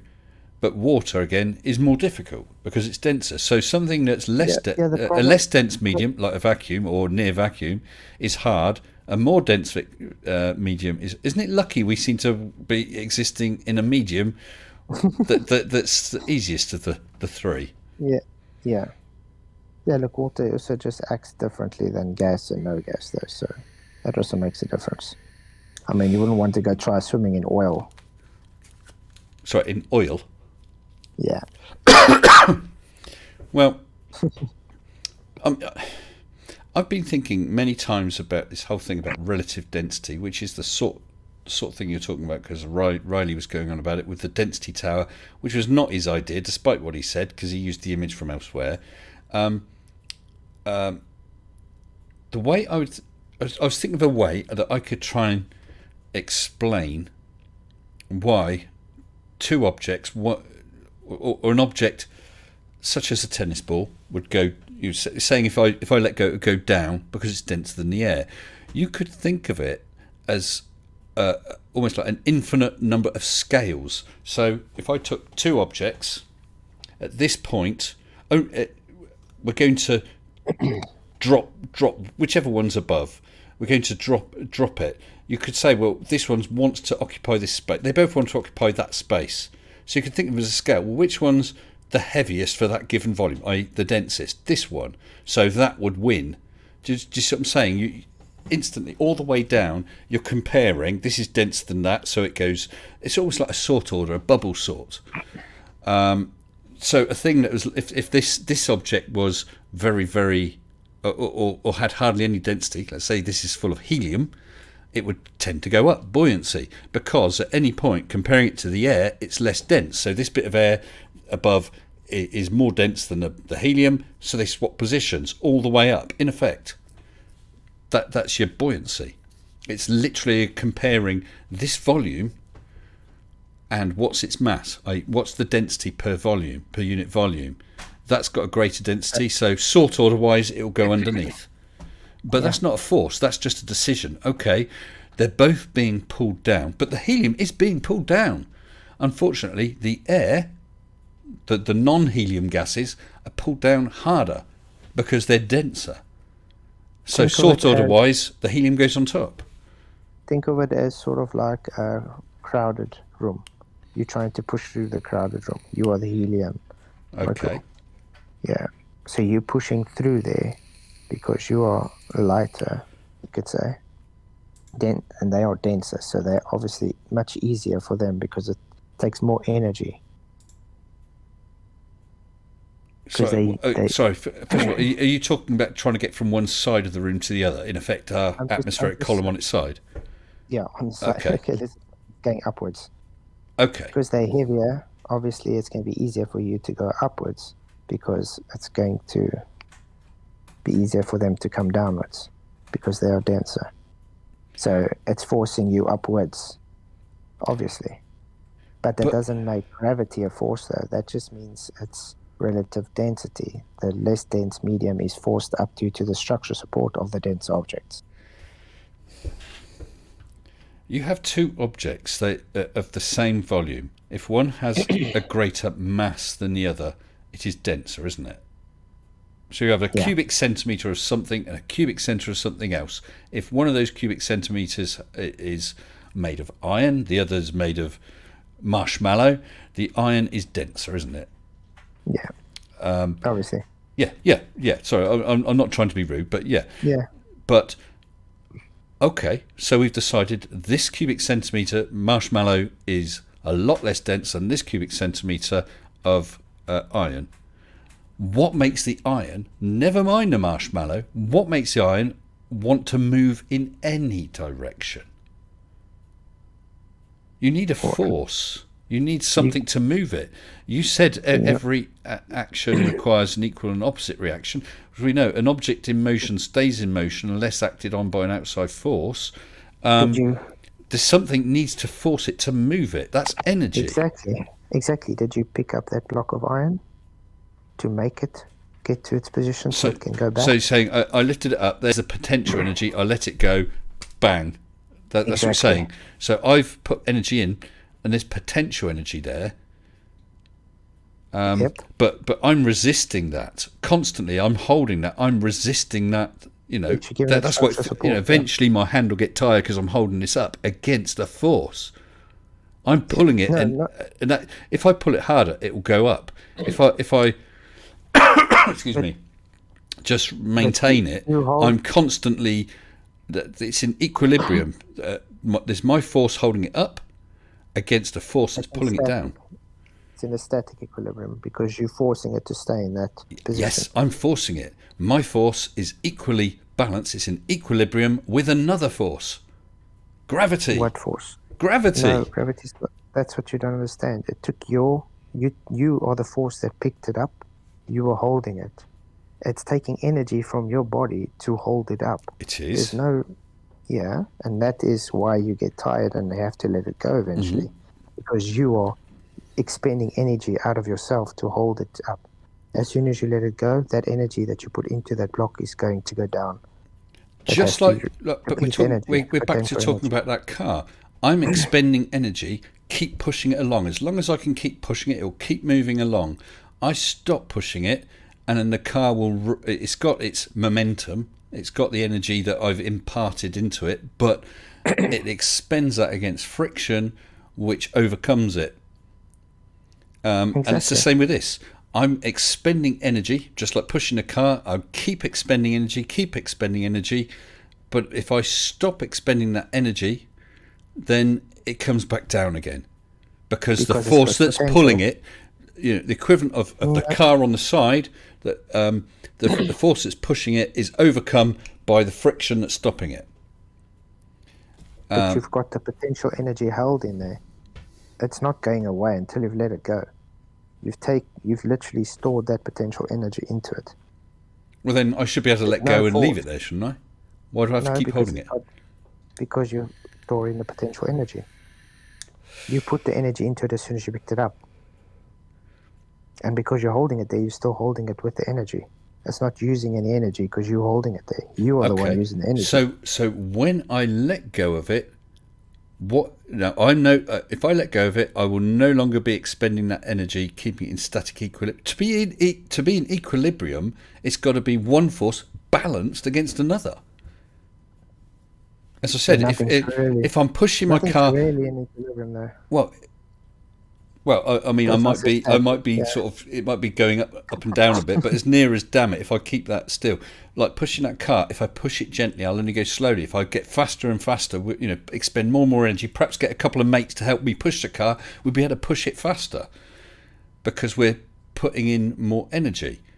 And you're going against friction because of the road. You've got surface against surface. Yes, there is friction, yeah. And the friction is what we're overcoming. Because there's three of us pushing a car very, very hard, but there's only a given amount of friction. We're able to keep that car rolling at, let's say, 5 miles an hour, as long as we don't get too tired. We give up, and then the friction, which hasn't changed, becomes greater than the force pushing it. Two of those guys drop out. There's only me left pushing it. I can't keep up the same amount of force. The friction overcomes the energy I can put into it, and a car gets slower. And it's the same. It's the same with this. While this 3 fingers or whatever, this much energy being expended to resist the pull downwards, we can maintain it. If I give up or let go, I'm not putting any more energy into it, and so the downward force overcomes. So it doesn't just hover there. There's a force pulling it down. That's the problem I'm trying to explain to you. Pushing a car is already on the ground. You've put that potential energy into it. It's having friction. Obviously, it's going to stop because it's depleted that energy. You picking up that block, you've stored potential energy into that block. As long as you're holding it, that stored energy stays there. As soon as you've let it go, that potential energy is now released, and it has to get back to where it was. Well, I've just had a super. Because it's denser. I've had a super chat that I think is relevant. It's from Mr. Brian Pop Robson. Thanks, Brian. £4.49. But this is what Brian says. But without gravity, you would not be expending energy. You would be at equilibrium. What a clown! I had to read his super chat. Yeah, but I don't want to do that. Because you have to create energy to have the energy, potential energy stored to release the energy. You can't create energy, can you? You can convert energy from one form to another. Convert, obviously, yeah, convert it. Okay. Yeah, because that doesn't come from nowhere. No, Sorry. no, that's right. And it doesn't go Yeah. away either. It transfers. But, We're sort of saying the same thing, but the difference is I'm saying there's no force pulling it down. It's just the potential energy that's stored that has to be released, and that's where it's falling. yeah, okay, but we've got potential energy here. When I let go, are you saying that energy is actually used to move it downwards? Yes, exactly, because you've stored the potential energy. That's having a linear momentum stored.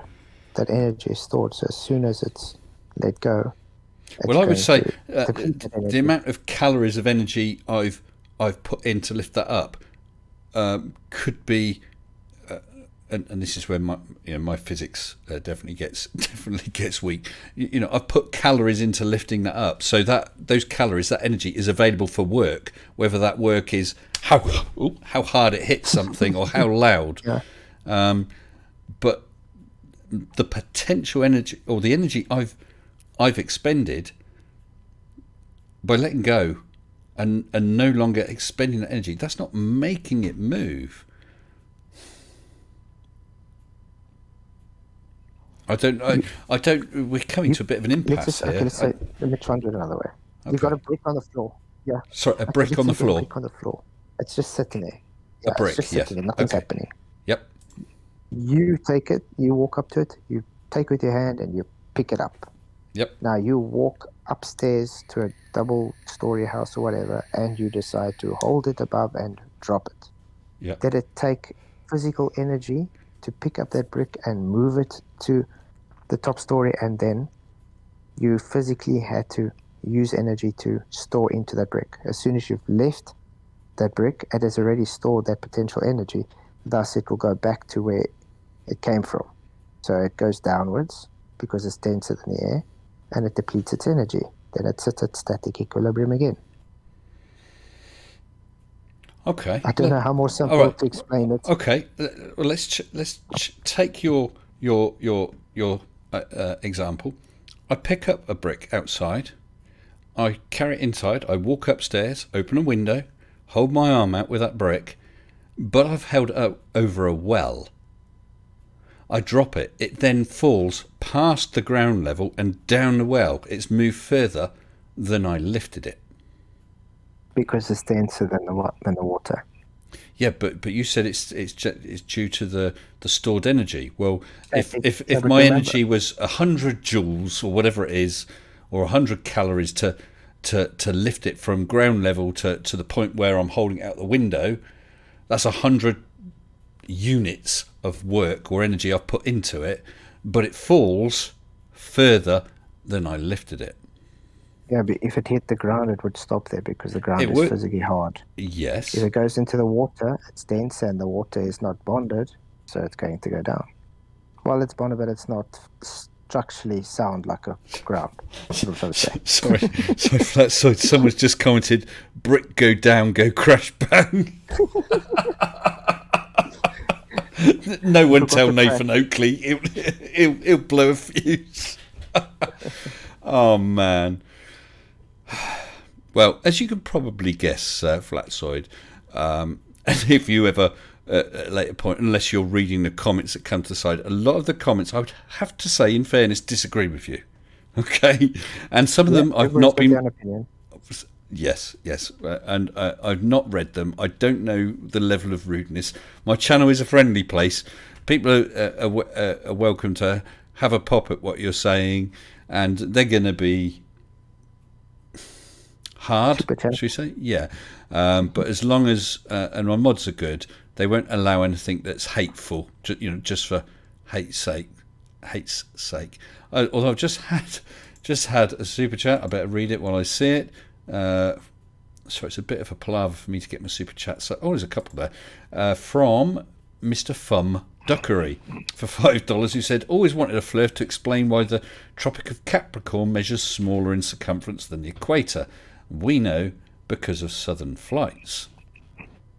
And I'll read the other one, and then if you wish to address them, please feel free. David Oliver super chatted £5. Mr. Failzoid, Mr. Failzoid, why doesn't things fall up as it's less dense up there. More energy would be needed to fall down. Gravity explains this. Good point. Because it's already sitting at its densest place. It took you for energy to pick it up. Remember, it works on structural support. If it's sitting on the ground, it's sitting in its static equilibrium. It hasn't got any energy to move anywhere. You literally have to put the energy into it. But from what he's saying, you're from the point where I'm holding that brick out the window and let go, the air below the brick is denser than the air above the brick. So it would be easier for it to move into a less dense area. You said but your potential energy came from which direction? You came from down to up. You took it. You brought it up away from its equilibrium. Yeah, so there is a down then. Obviously, because it's denser.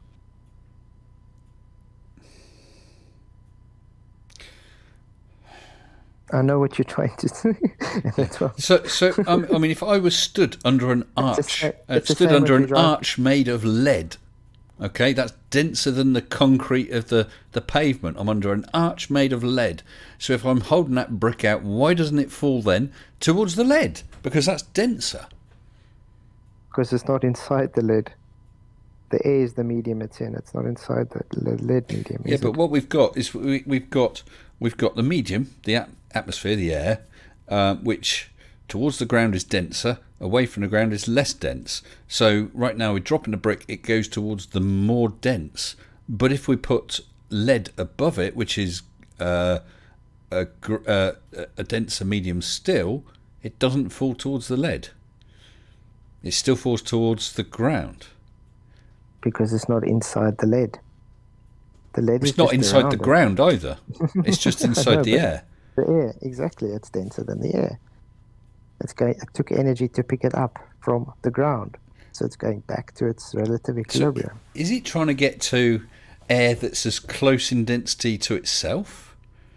That's what I don't understand. I mean, you must have heard people talk about that before. If I'm dropping an object, it apparently prefers to go in the direction where the air is more dense. Because dense air is always at the bottom. Why? Why is denser air at the bottom? Because that's where it's created. And why is that air more dense? Why is that air more dense than the air at the top of the building, at the top of the mountain?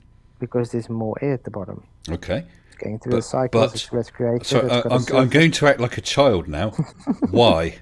Why is there more there? Because that's where it's created and it's against the larger surface. So there's more to push off of. Right, so come back. More molecules hitting into each other. Well, got back to that's where it's created.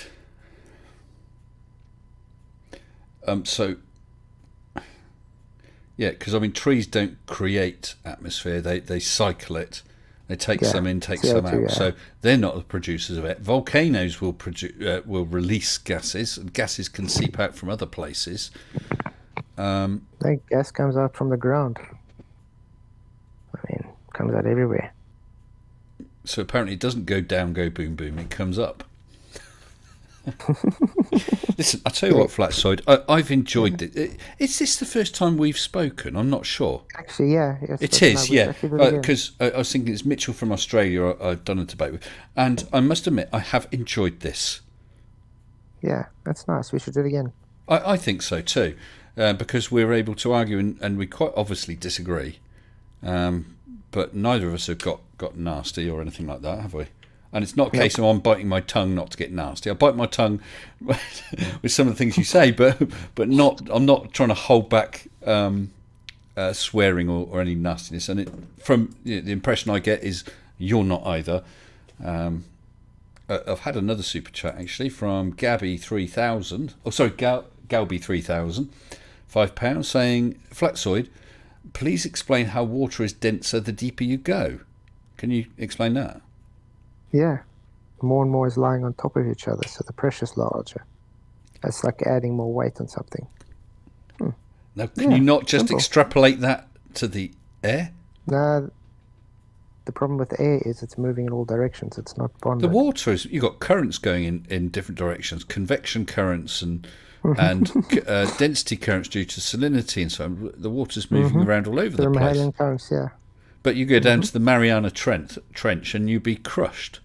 You go swimming, snorkeling, so you're just below the surface, and it's not a problem at all. Let's put it this way. If you're lying on the ground, someone lies on top of you. It's heavy. Now another person climbs on top of you. It's even more heavy. Yep. Another person climbs on top of you, and it gets heavier and heavier until you can't anymore.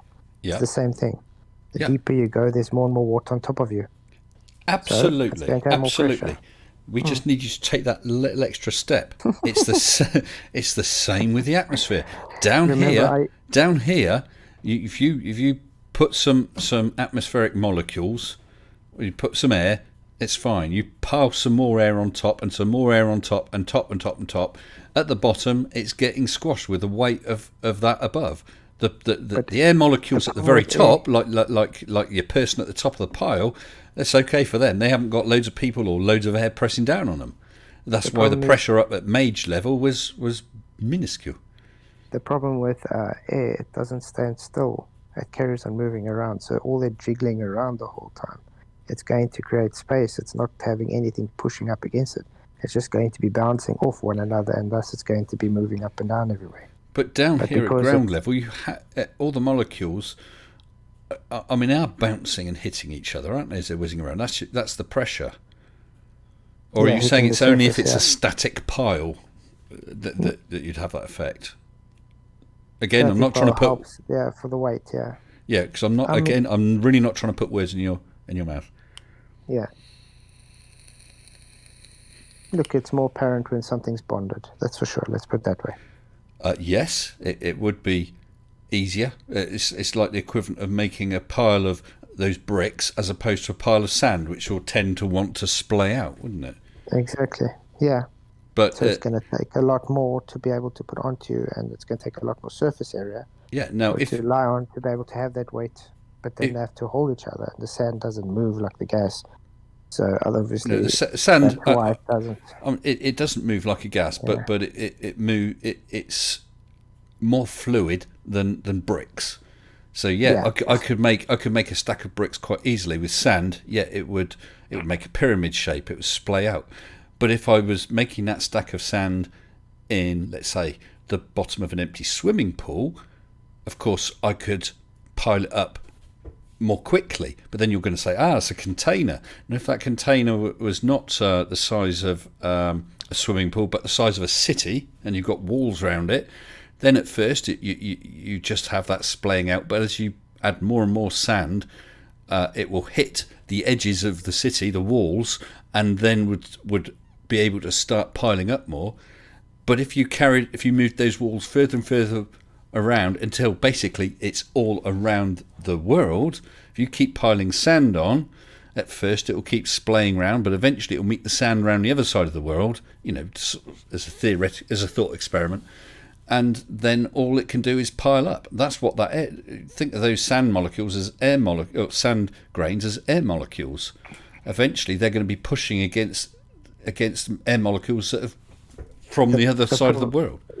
The problem is with the sand, they are denser than the air around them, so their natural tendency is to go to the denser parts, which is down.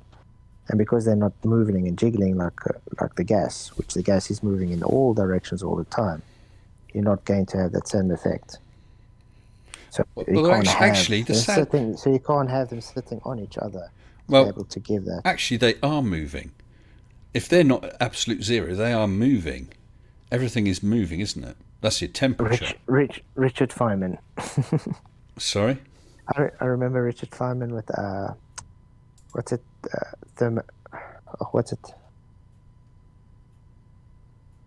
Trying to think of the name. Thermal expansion. Right. It's the same thing, yeah. With Richard Feynman's lecture on thermal expansion, everything actually is moving and jiggling all the time. Until it gets to absolute zero, then it doesn't. Then the lattice has stopped moving. Yeah, absolute zero, you've got no movement. Yeah. But we're not going to get there, just like we're not going to get to an absolute vacuum. Yeah, obviously, a vacuum doesn't exist. Well, You go to. I don't know if you're aware, but if you perfect vacuum. sorry, A perfect vacuum doesn't perfect exist. Only vacuum a doesn't exist. No. only low pressure exists. Yes, that's right. Even space is a very, very low pressure environment. But yeah, so there is pressure, but it's just extremely low. Down here it's higher. But technically, if you move from any area at a pressure to an area at a lower pressure, you are moving into a vacuum. It may not be a very strong vacuum, but it is a vacuum. Because you go through, atmospheric pressure at ground level, and then you'll go through I forget the exact stage, a rough vacuum, a strong vacuum, hard vacuum. They've got different, and then you go into ultra high vacuums and so on, all going down towards the vacuum of space. But it is, you are correct, it's still pressure, very, very low pressure, but pressure. Incidentally, I was talking to Mr. 42. He'd put out a tweet about something. A guy who has been on this channel before, Flatzoid, is a chap called Mr. James M. Skipper, who you probably wouldn't have heard of. He is an ex-NASA senior test engineer for manned and hazardous missions, and he was involved with NASA testing equipment starting from the Mercury program right through and up to some of the shuttles. So he was right through Apollo. And with the Mercury, he actually was a test subject. I might be able to get a photo, but he actually was a test subject for one of the Mercury spacesuits. And he went into a vacuum chamber and was taken down to vacuum in a spacesuit, which is just so cool. I don't know if that was a cough. Go on. Yeah, sorry. Yeah, because I think what they do is they stick it just at a very low pressure because it expands outwards. So what just enough that it doesn't explode. The suit I'm talking about. Well, the suit. Yeah, one thing people.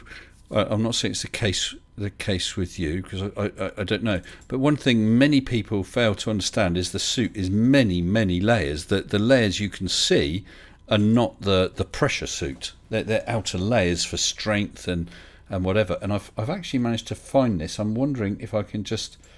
Yeah, but that's what I'm saying. What they do is they also put quite a low pressure inside the suit because it expands outwards, so it doesn't create too much of a push outwards effect that would explode the suit. Well, they do have sort of. I forget. Sorry, I'm trying to adjust this. They do have many layers, and certainly the layer which maintains breathable atmosphere for the astronaut is. Oh, I think that'll do. There you go. That's James Skipper, who's been on this channel. The guy with him, the guy with him. Let's just see if I can resize it a bit. Yeah, the only thing that would suck is if you had to get a hole in that suit. Yes, it would. That would not be good. Right, I think that's about as good as I'm going to get it. Yeah, that would not be good. But a hole doesn't mean you're instantly dead, unlike Level Earth Observer's comments. Why is that guy wearing a helmet and a... Right, so what they do... mask? Yeah, the guy on the right. Yeah. Yeah, what they do is when someone's going to go into the vacuum, they've got like an anti-room. That's taken down to a low... so you've got atmospheric pressure, and everything is atmospheric pressure when they start off. So they set the guy up, and they'll start making sure he's all right. They'll start taking down the pressure. Then the guy with the mask goes into the anti-room, and a pressure door is shut between them. So he's already at a lower pressure than atmospheric. But nowhere, obviously it's not that low, because otherwise he'd have blood vessels busting and all sorts. But it's a lower pressure. Probably something like on Mount Everest type of thing. So, yeah. For instance, that's right. So it's not going to be physically dangerous to him as long as he's got oxygen. And then they'll take the main chamber down to as far as they're going. I don't know how far this chamber went, but basically pretty much a very, very strong vacuum. Now, in the event of an emergency, they have to repressurize. Now, it will take a while and could be very dangerous to pressurize that vacuum back up to full atmospheric, but they can more quickly pressurize it back up to the level where that guy with the mask is, just in the ante room, and then he can dash in and help him. I don't know if you've ever seen the video of that astronaut in a chamber, with the other guy, and he fell backwards. I believe Jim. He passed out. That's right. Jim was there. This guy, the guy in the suit, was there when that happened. So yeah, the guy who rushed in, the people outside wouldn't have been able to rush in, but the guy who rushed in was in the antechamber at a pressure somewhere between full atmospheric and the full vacuum that the astronaut was in. Yeah, and as soon as he opened the door, those two pressures equalized together, and then he wouldn't be able to open it until they pressurized it to a certain extent. Yeah. So they'll get the astronaut's pressure up to that halfway house, if you like. The guy can dash in, and then while he's already dealing with him, they can bring it the rest of the way up to atmospheric pressure, and then open the main door and let people through. So, have you ever seen that film of James May? Yeah, we went up with a. Where he was but there was one where he tested the suits. Yeah, because and they pushed it to 70,000 feet or something, and then to. Sorry, are you talking about? Are you talking about when he went in the plane, or when he was in the vacuum chamber? Yeah. So, but they had a couple of guys who were there, like this bloke, who had breathing masks. And they were in an antechamber, which unfortunately a lot of people from the flat Earth side. I mean, you've obviously accepted and understood what I'm saying about that, but a lot of people from flat Earth say, "See, it isn't really vacuum. Otherwise, why aren't those guys struggling? They've only just got a little mask on or whatever, and no suit, because they were never going down to the sort of low pressure levels that the astronaut or whatever is going to." But yeah, so this is James, and I don't know if I can. Really nice guy. He's been on this channel twice, and it's probably about time I got him on again. Very, very fascinating life he's led. So it's very, when you meet and talk to people, I haven't physically met him, but I've chatted to him both on stream and off, and you realise the things they were doing. It's quite amazing, and so it's quite hurtful when some people, I'm not casting this your way, some people just say, "Oh, they're liars."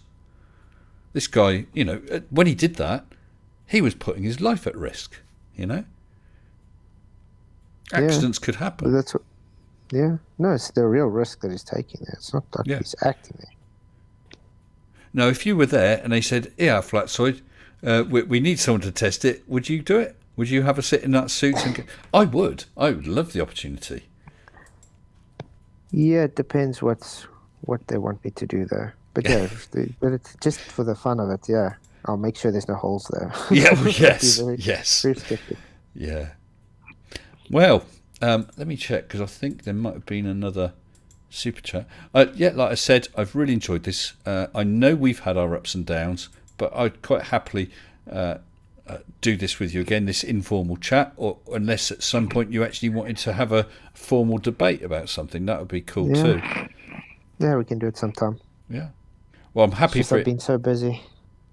Yeah. Well, I'm happy for it to be on here if you wish. I hope you know that I wouldn't mute and boot, but I would fully understand. And if we decided to have a formal debate, if you wanted to go on another channel with a neutral moderator, I'm cool with that as well. Even like it is now, it's quite cool. Good. It's laid back. Yeah. Yeah, well, I mean, if this was a formal debate, and you got your 10 minutes, you'd get your 10 minutes without interruption, Yeah. I have no problem with opposing views. The only thing I've got a problem with, and I'm sure you do as well, is if people were just gratuitously swearing. I mean, if someone drops an F-bomb, it's not the end of the world, but when someone's just gratuitously swearing or trying to expound hate speech of some sort, then obviously that's not acceptable, and that's one thing I'd have to do something about. But aside from that, no. Cool. I want to thank you very, very much for coming in. There is I don't know, Flatzoid, if you're up for it, but in the waiting room is Mr. 42. I don't know if you've come across Mr. 42. He's another creator. nice guy, and he's one I trust. Not to start shouting or whatever at you. I don't know. Would you be okay if I brought him in to see if he wants to chat to you about? I don't know if he's got anything he wants to ask you.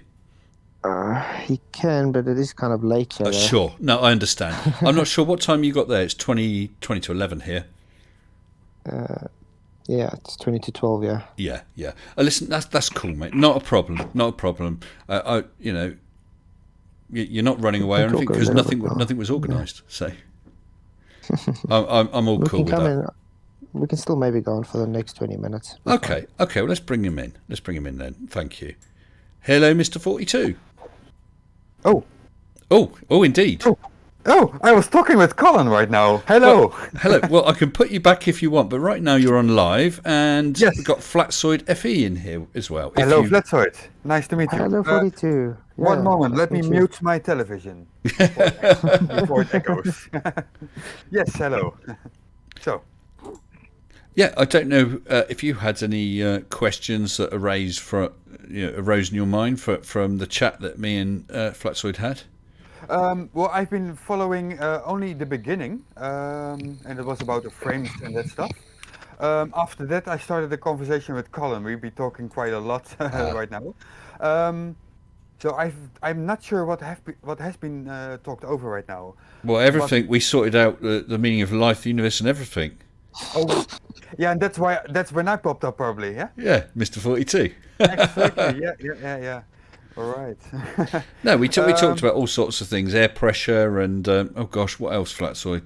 Density of marshmallows and bricks. Yes. Yeah.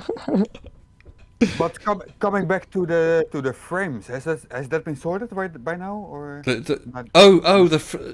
frames from the video. Yeah. Right. Yeah. Well, Flatzoid said he actually we were able to prove that where he showed the whole drop and splash in the water initially, no frames were cut, but at the later point, and he is agreeing that he did remove some frames for. Yeah, he said 3, yeah. Yeah, you said you thought it was 3 3 or 4, yeah. 3 or 4, yeah. Yeah. My theory about that is the original video has 60 frames per second. If Flatzoid lowers the frame per second, not even on purpose maybe, and then deletes 3 or 4 frames, that would be the same as deleting 11 or 12 from the original 60 frames per second. So that might even be the same thing that we are all talking about. So the 3 or 4 that he says might be the same as the 11 or 12 that we say. Yeah, just be at a different frame rate. Exactly, yeah. Absolutely, yeah. And certainly YouTube has its own rate. So when I was stepping forward 1 or 2 clicks, that doesn't necessarily equate with an original frame. That's why I said, I wouldn't quibble over whether it was 11 or 8 or 3. Exactly, no. It was just a question of had anything been removed, which Flatzoid has confirmed. You confirmed it prior to coming on here anyway tonight, hadn't you? Mm-hmm. Yeah. Yeah, I saw the beginning and I heard him admit that 3 or 4 that he said. But then I started calculating 3 or 4 in 30 frames per second is the same already as like 9 in 60 frames per second, and that is pretty close to what our part has been saying. So yeah, but do you know what the actual argument was there? Yeah, I heard the Mirage part. That you said. Yeah, so the frames don't actually matter. But what does matter is when you remove frames is the timing. That you remove time from the video or the moving object, and that is something that has impact. Mirage or not. But the impact point is what the contention is. It hit onto the horizon. It doesn't matter how much frames is removed, it still hits the horizon. It doesn't go beyond the horizon. I have not been fully into that, but as far as I understood, there were a certain empty frames that seem to have been removed by either you or the conversion to lower frame rate. That would indicate a certain time that the capsule was beyond the horizon before it hit any water and the water splashed up. So that would have an impact. That water splashing up was behind the Mirage. Just like when you throw a brick into the water, it first has to go. The brick first hits into the water, builds the pressure up, and then the wave comes up. It's the same. Now, if you've got a mirage blocking it, it's going to give that delay. That's why I had to take the mirage out to show it's not behind a curve. It was hitting, the impact point was on the horizon itself. Yeah, but I'm not quite sure about this.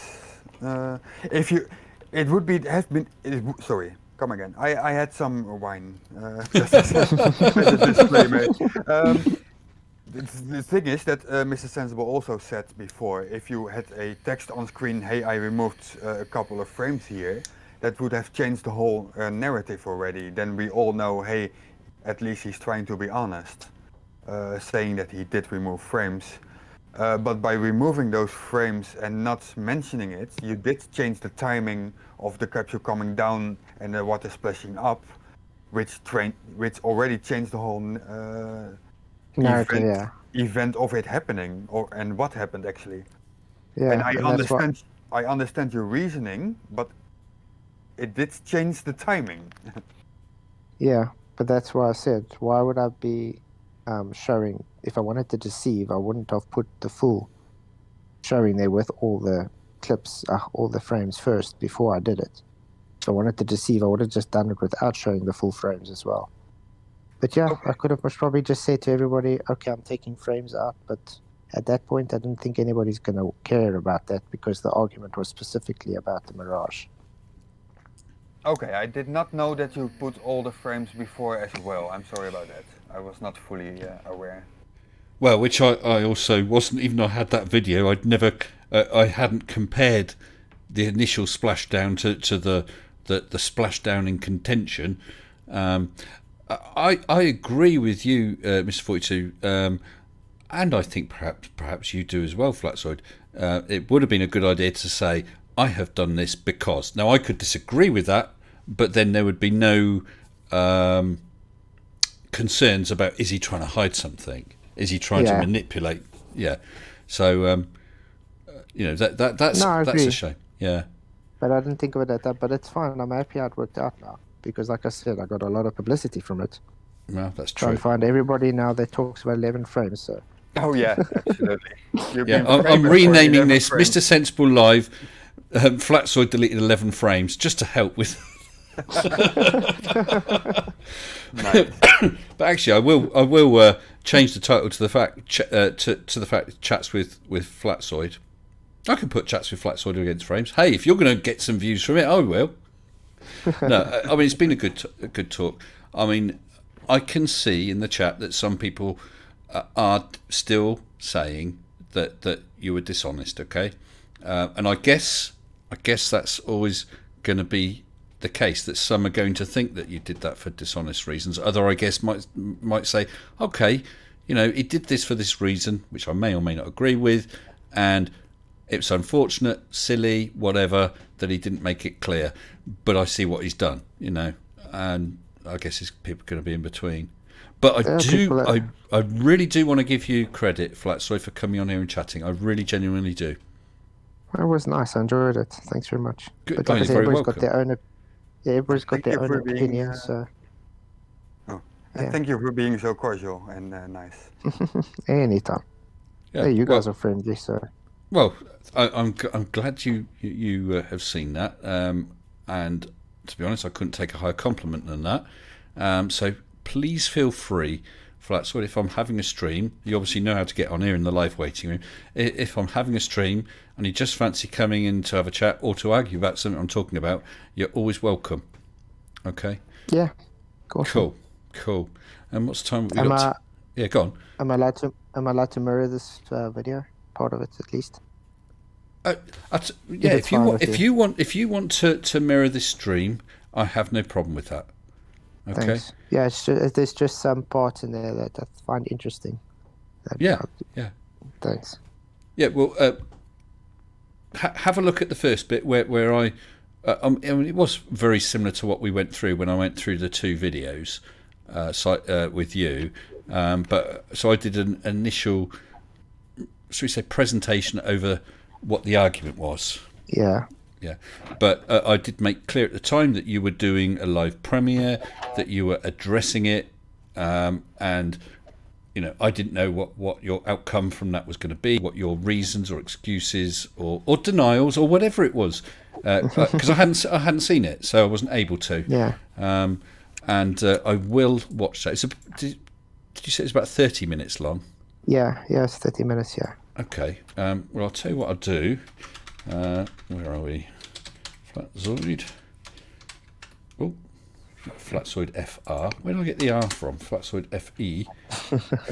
What I'm going to do is I'm just going to pause that. I'll put the link. There we go. I think that's the whole thing. Let's just test it. Here we go. I'll put the link to Flatzoid's live premiere there if anyone wants to check it out. Agree or disagree, but there it is. Because if you're going to disagree, you ought to see it first. Thanks very much. No, that's all right. That's not a problem. And what I'll do is I'll put a link to that in the description. I'll retitle this, and because when I create this stream, I didn't know that you were even doing a live premiere. Then I saw that, I thought I'd address it, and I thought I'd be able to see the premiere and then address it, but not. So I had no idea you were coming on. So I'll rejiggle that, and I will put a link to you and your video. Okay. Awesome. Thanks. Not a problem. Not a problem. Well, got a few more guys. I'm going to bring them in, which is what I usually do. Flatzoid, you're welcome to stay if you wish, or if you need to go, that's totally fine. I have no problem with it at all. Okay. Yeah, I'm gonna more say the night. Got some children to attend to as well. So. Do you mind if I ask what sort of age kids have you got? 6-week-old daughter. Other daughter's turning 6 in 2 weeks, and I got a 2-year-old son. Oh wow, a busy bloke then. I've been there, done that. Yeah, it's finished now. Thank you. Yes, 3's enough. Yeah, I stopped at 3. Okay, well, I hope you and your family all stay well. Okay. Yeah. You guys too. Thanks again for joining us. Appreciate it, Flatzoid. You guys too. Cheers. Bye bye. I'll drop you in the live waiting room, and you can just wander. Oh, he's gone already. Okay, let's bring in these other guys. Oh, but before we do, 42. I just want to say directly to you, because we've not chatted. Big thanks for providing a video while I was away. No need to get sentimental. I'm sorry. No need to get sentimental about it. I'm not. Mrs. S said. Mrs. S told me I had to say thank you. Only kidding, pal. But no, it was great, and it went down well, I thought. And thank you for the great honor in asking me. It was really stressful actually, because it's something very different than I'm usually doing, as you know. But did you enjoy doing it then, or did you? I did enjoy it after I found finally a subject. Finding a subject, what am I gonna do, took me about a week. And that was a big stress, because I had a deadline for you. You did indeed. Once I found a subject, and for me it is very long, it took me 3 days to create a video. Right. I do that usually 3 or 4 hours that I put out. For you I did a lot more effort and research. Well, I mean, you said very kindly, you said it's an honour, but listen, I'm subscribed to a great many people, as many of us are, but you and the others that I asked were people who I specifically thought I would like to see do videos if possible, because I wouldn't be subscribed to you if I didn't enjoy your stuff, Mm-hmm. Yeah. So yeah, I was glad when you said yes. Cool. Well, let's bring in some of these guys then. Right. I'll just drag them all in one go. So here we go. We have Mr. The Snark. We have Joe Whip. We have Captain Welshie. And we have Mr. Leadballs himself, Mr. Blue Marble Science. Good evening, guys. Good evening. How's it all going? Hello, Mr. Sensible. Hey. We're okay. It's going well. Good. I don't think I'm going to be able to recover tonight. Did you all enjoy it? I'll be honest, I only been here about 10-15 minutes. I just got back from my little workman's club, actually. I didn't know you were on live, so I do apologise. No, don't worry. But I was very glad that Flatzoid came in. I wasn't sure that he would, and some people said he won't. He'll just run away. But so credit to him. Well, credit to Colon because he did a very good job. I saw him in the side chat of Flatzoid, and I thought, well, that might work, and it did. Well, I had asked Flatzoid earlier, and he said, yeah, cool, I might pop by. And I said, look, just drop in. It's nothing formal, just a chat, just me and you. So had we been chatting, I'd have sort of moved whoever out so that Flatzoid could have a safe space to chat with me, because he's not been on my channel. He doesn't know how I would treat him for sure. So I do want to give him credit for that. But what about what he said?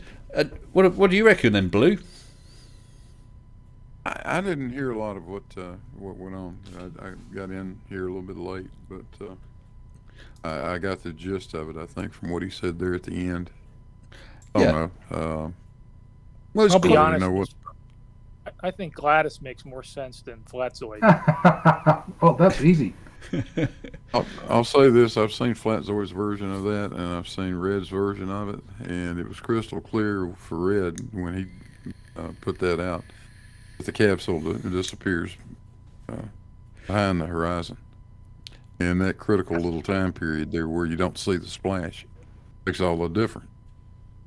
Yeah, and that's what I would say as well. And I don't know if you saw it, Blue, but I stepped through Red's original and Flatzoid's version, and indeed there are an unspecified number of frames, a short period of time that is missing. Now, what he has made clear tonight was he is not denying that. Now, I'm not going to argue about whether he denied it before, but he's not denying that, and he's given a reason. But he also pointed out, which was interesting, that prior to that clip of video, earlier on in his video, he shows the full drop without any edits. And that is true. We stepped his through alongside Red's, and they were the same. It's that later one where he shows it, in effect, step by step, and then says, aha, there's no curve, or whatever the words he used, but did not say, I have edited out some because of reason X. He didn't say that, but he has admitted, or has said, I don't want to use the word admit, but he has agreed, should we say, that he has removed stuff. So that was interesting. Yeah, like 30 degrees. So in other words, he was being dishonest again. And only when confronted, pounded into him, like, yes, you did that. Can you finally admit it? There's no way around it. It took a long time. What? Yeah. A flat earther being dishonest? Well, Knock me over with a feather. Yeah. No. The point is, you can't chalk that up to something like different frame rates, because it would have affected the entire damn video, not just that one part of it. Yeah, but I think with regards to the frames, you because there's whatever frame rate it was recorded in, whatever frame rate YouTube stored it in, and of course he's downloaded it. So I don't think it'd be fair to say whether it's 7, 8, 9 frames or whatever. There are frames missing. Okay. And there's no denying that, because when you see his edited version, it jumps from the capsule being just above the apparent horizon to a big splash. And using the comma full stop on YouTube on Reds, I get about 10 or 11 key presses with movement happening between those 2 points. So there is absolutely definitely something missing there. And that's the problem. There is. Now, I think, as we were saying just with 42, if he had said, look, I am removing or have removed a chunk because I don't think it should be here, because then you could disagree with him and say, well, okay, I think you're wrong, or I think you're an idiot, but you're not trying to hide that you've done that.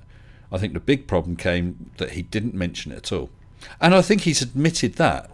And if he'd have done it, if he was doing it today, if he was still going to remove those frames, I think he was saying, yeah, I would say that I have done it. So. Yeah, but I think That's progress, I guess. I think the only reason, if he had to do it over again, the only reason he got into trouble was because people called him on it. I mean, if he, I just think I don't buy his rationale. I call bullocks on Flatzoid. I thought he just came back in here and he lied again. That's how I look at it. Because Well, of why course, else would you take out those frames that were clearly showing that the capsule dropped below the horizon? I mean, I I don't can see see any other exactly reason where why you're to take coming them from. out. I can see exactly where you're coming from. Definitely.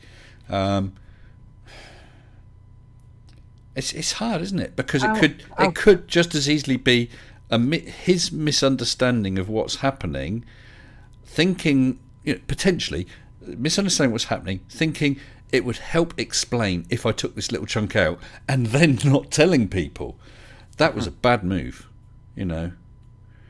Well, sometimes people make dumb mistakes for no other reason than they're just dumb. Yeah. You must do it all the time then. And that But then when you're called on it, you should step up and say, okay, yes, I did it. I'm sorry. But he didn't. He doubled down. Yes, yeah, and that's true. So when that was first pointed out, he should have said, well, yeah, I took frames out. The reason I took them out was because of this.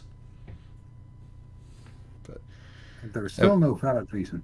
What I can't understand is, why did he take them out in the first place? Because it must have looked to him like, oh, it's a globe after all. Well, I don't want it to be a globe, so I'll make it flat. Exactly. But how self-deceiving can you be? Well, that's how I what it look looks at it. like. Yep. Oh, well. Exactly what it looks like.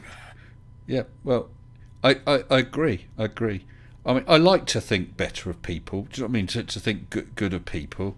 I like that of you, Mr. Sensible, but he is a flat earther, and he just is, so. Yeah, but you're going to get flat earthers of all sorts. You're going to get thoroughly obnoxious ones who I can't think of one. no, don't spring to mind right now. But you get thoroughly obnoxious ones through to really nice ones like Kyle Adams from the Flat Earth Institute of Science. Really nice guy. Yeah, Kyle's a nice guy. He's just, I don't know what his problem is. Yeah, I don't know. He just doesn't want to listen. He's probably the nicest flat earther around. I'll give you that. Yeah. So whether it's just a total lack of understanding, whether it's his religious belief blinding him to what's in front of him, I don't know. But whichever way you cut it, he does seem like a nice guy. Now, I don't know. It's the first time I've spoken to Flatzoid. I had an impression of him before. I've got to be honest, my impression has improved somewhat. Now, he may, of course, you're right, he may still be lying through his teeth, but he was polite, he was engaging, he gave reasons, he said, yeah, perhaps I'd have done that differently. So, I mean, that improves things as far as I'm concerned, but I'd happily sit down for a drink with him. The flat earthers that live in the outer half of the flat disk from the equator to the ice wall have got an interesting thing in that they can walk out any day. Anytime it's night and clear, and see that the stars do not align with what Mr. Nathan Oakley and QE and people tell them it should be. So they should have a question in their head right away. I do not understand how anyone can be living on the outside edge of the disk and still think that it's a flat. Boy, you're forgetting about the personal dome there, Shill. I know. I've heard the personal dome argument. Well, Colin Six Hitter said, what would Flurf say about Mage if I edited the video? Although I did have one person say you didn't send a balloon up. I said, well, you've seen the video. You can see my face as I let go of it. You can see me walk up to it. You can see the entire flight. There were no cuts there, were there? I don't think there were any major glitches even. No. There were. There's three versions. There's the edited down experimental video, which is obviously in effect the highlights and pointing out the observations made by Mage, but the whole idea was that I would have a launch to landing. That's why I made sure when I launched Mage, I had it with a camera pointing towards me, so you could see me, and when we were approaching Mage after it landed, I got Q to start filming me, and I was filming. So that you could see me walk up to Mage, because it had been sat there. In fact, on that full video, the full version, it sat there upside down in the grass for 30 minutes. I didn't even cut that time. It's the whole 30 minutes. I have to admit, I did fast forward through the 30 minutes. Yeah, absolutely. But if you doubted it, you could watch it, and all you'd see is clouds slowly going by and the grass waving until I turn up. Because I did not want anyone to be able to say, you cut that. It was like watching grass grow, not my favorite thing. Apparently, the sun moved at about 15 degrees per hour, you know. But at least it was unedited as promised. Nothing cut, which is the whole point you were talking about now. Absolutely. Nice flat earthers. When I first ran into Rachie, or she ran into me, she found me because of a stupid little video that I made. Oh, Rachie's Heroes. Yes. And then I lifted it and I said, flat earthers rejoice, gravity debunked. And she was really nice for months. But ever since she encountered, or let's say hugged, the dumb fuck of the year, she has gone from the nicest flat earther that I knew to, well, quite dubitable. Yeah, she's been on here once, and at that time, a couple of people said, be careful of her. I don't really recall why, but she was quite pleasant to talk to, asked questions, but then didn't seem to understand the answers that I or whoever else was on with me at the time gave. There have been people that have been trying to like talk to her and giving her like proper tuition, but she I just tried won't that. take it. Who is this? Rachie 00000. I think it's 5 zeros. Yeah, Rachie 5 zeros. Yes. You don't want to throw the bottle up and down? Sorry, mate. My latest song has her in it again. It's not too flattering, but okay, it was fun. Is this the woman who threw the bottle up and down? Yes, that's the one. She threw herself up and down and then caught the bottle, hoping that she would show that those fluids wouldn't mix. And I commented on that video that she didn't do the control experiment, and that was deleted either by her or by YouTube. I will say it's probably YouTube because YouTube is stupid, and I haven't seen her doing dishonest things in her comment sections. At least she doesn't block people. So okay, that's good. That was an experiment. I thought it was a workout video.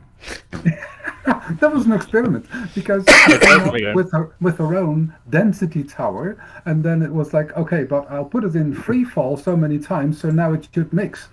That was the idea behind it, which of course didn't work, but still hilarious.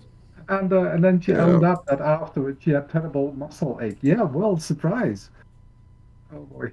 Well, you got to give them credit for at least trying to do something. That's good. Try to do something. That's better than doing nothing and just talking. You realized when it was going up that it was really in free fall, even though it was still going up. Sorry, were you talking to me? I was getting distracted.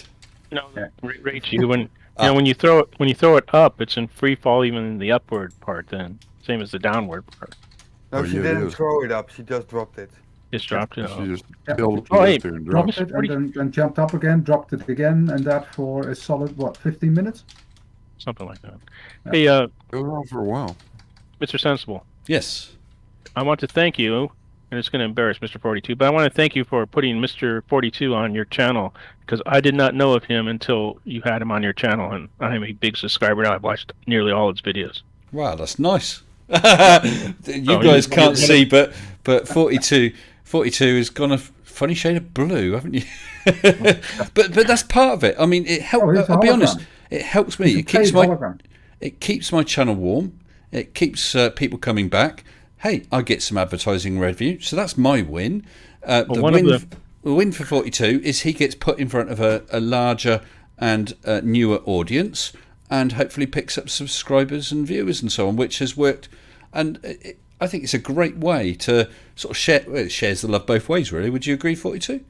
Absolutely. I think I increased almost 300 subscribers. Do you still say gay legan? Gay legan. I was one of the 300. So. To your daughter, gay legan. I think it's amazing. I didn't realize that he had shoulders and an upper torso. Disembodied. Yeah, it depends on the background whether he's got shoulders or not. Yeah. Yeah, and that's my background you keep using, 42. Okay. I'm going to have to come around and also punch you in the heard- throat or something. Before I also heard, hey, you have arms. No, I'm completely armless. That's harmless. No, I'm armless. Mostly No, harmless. You're mostly harmless. Yes. Mostly Simon harmless. Dan Ooh, doesn't have legs, there's a good so- reference. That's a good reference. I love a good Hitchhiker's Guide to the Galaxy reference. Absolutely. Mr. Sensible dumps them in every once in a while. I do indeed. I do indeed. I did one yesterday. The whole intro.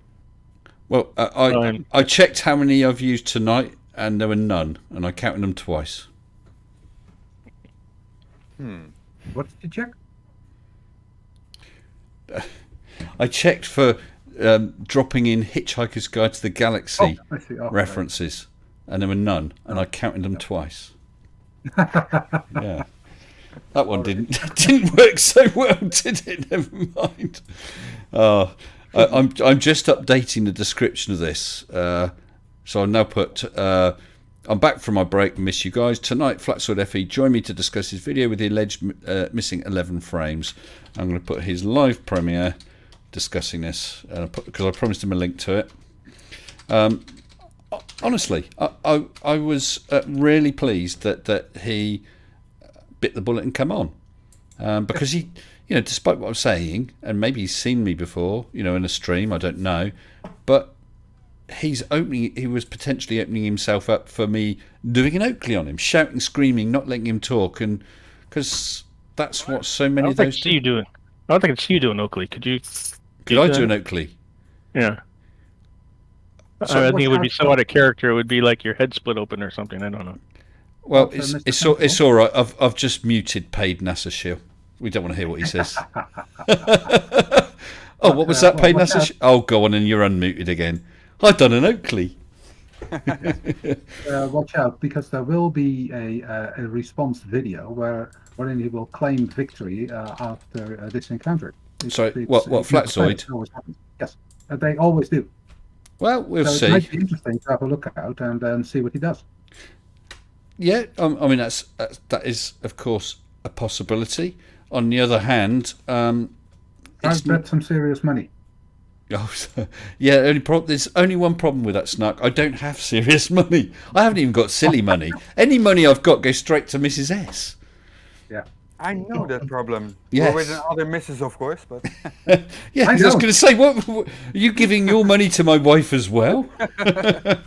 Please increase it, and I won't have to give her so much. I don't earn a lot, but at least I can keep most of it. But you think he's going to do a response? I mean, of course he may do, but it wasn't as though I come out of that saying, "Hey, I got the win," because that wasn't the idea. The idea was just to have a chat. Absolutely, but for him, if you looked at well, you couldn't because you were here. But if you looked at his stream, you could see, let's say, Shills versus Shills and Nathan Oakley and whatever, the usual gang of idiots. But they will want an answer. They will want to know what went on. They're not going to watch this stream, and they want his reaction. No, they're not going to watch this stream. Yeah, that's interesting. I mean, if he did a response and it was breaking down what I said and disagreeing or whatever and thinking, that's okay. If his honesty, if he, I'm not going to accuse him of it, but if he was doing what Oakley does, where he keeps cherry picking what I said, in effect lying about what I said, then I wouldn't be happy with it, But like I said, I do like to try and take people at face value and treat people how I would like to be treated. And if he treats me like that, then decently, then that's absolutely fine. He can disagree with me and say, look, I talked to Mr. Sensible and he was wrong about this, and this, and that's fine, as long as it's done with honesty. Well, we can always disagree without being disagreeable. Absolutely. And I think we can all agree on that. Mr. 42, you've probably got more time than I and more internet than I, so you might be on the lookout for that. that is completely automatic. I got you covered. Excellent. Sorry I brought it up.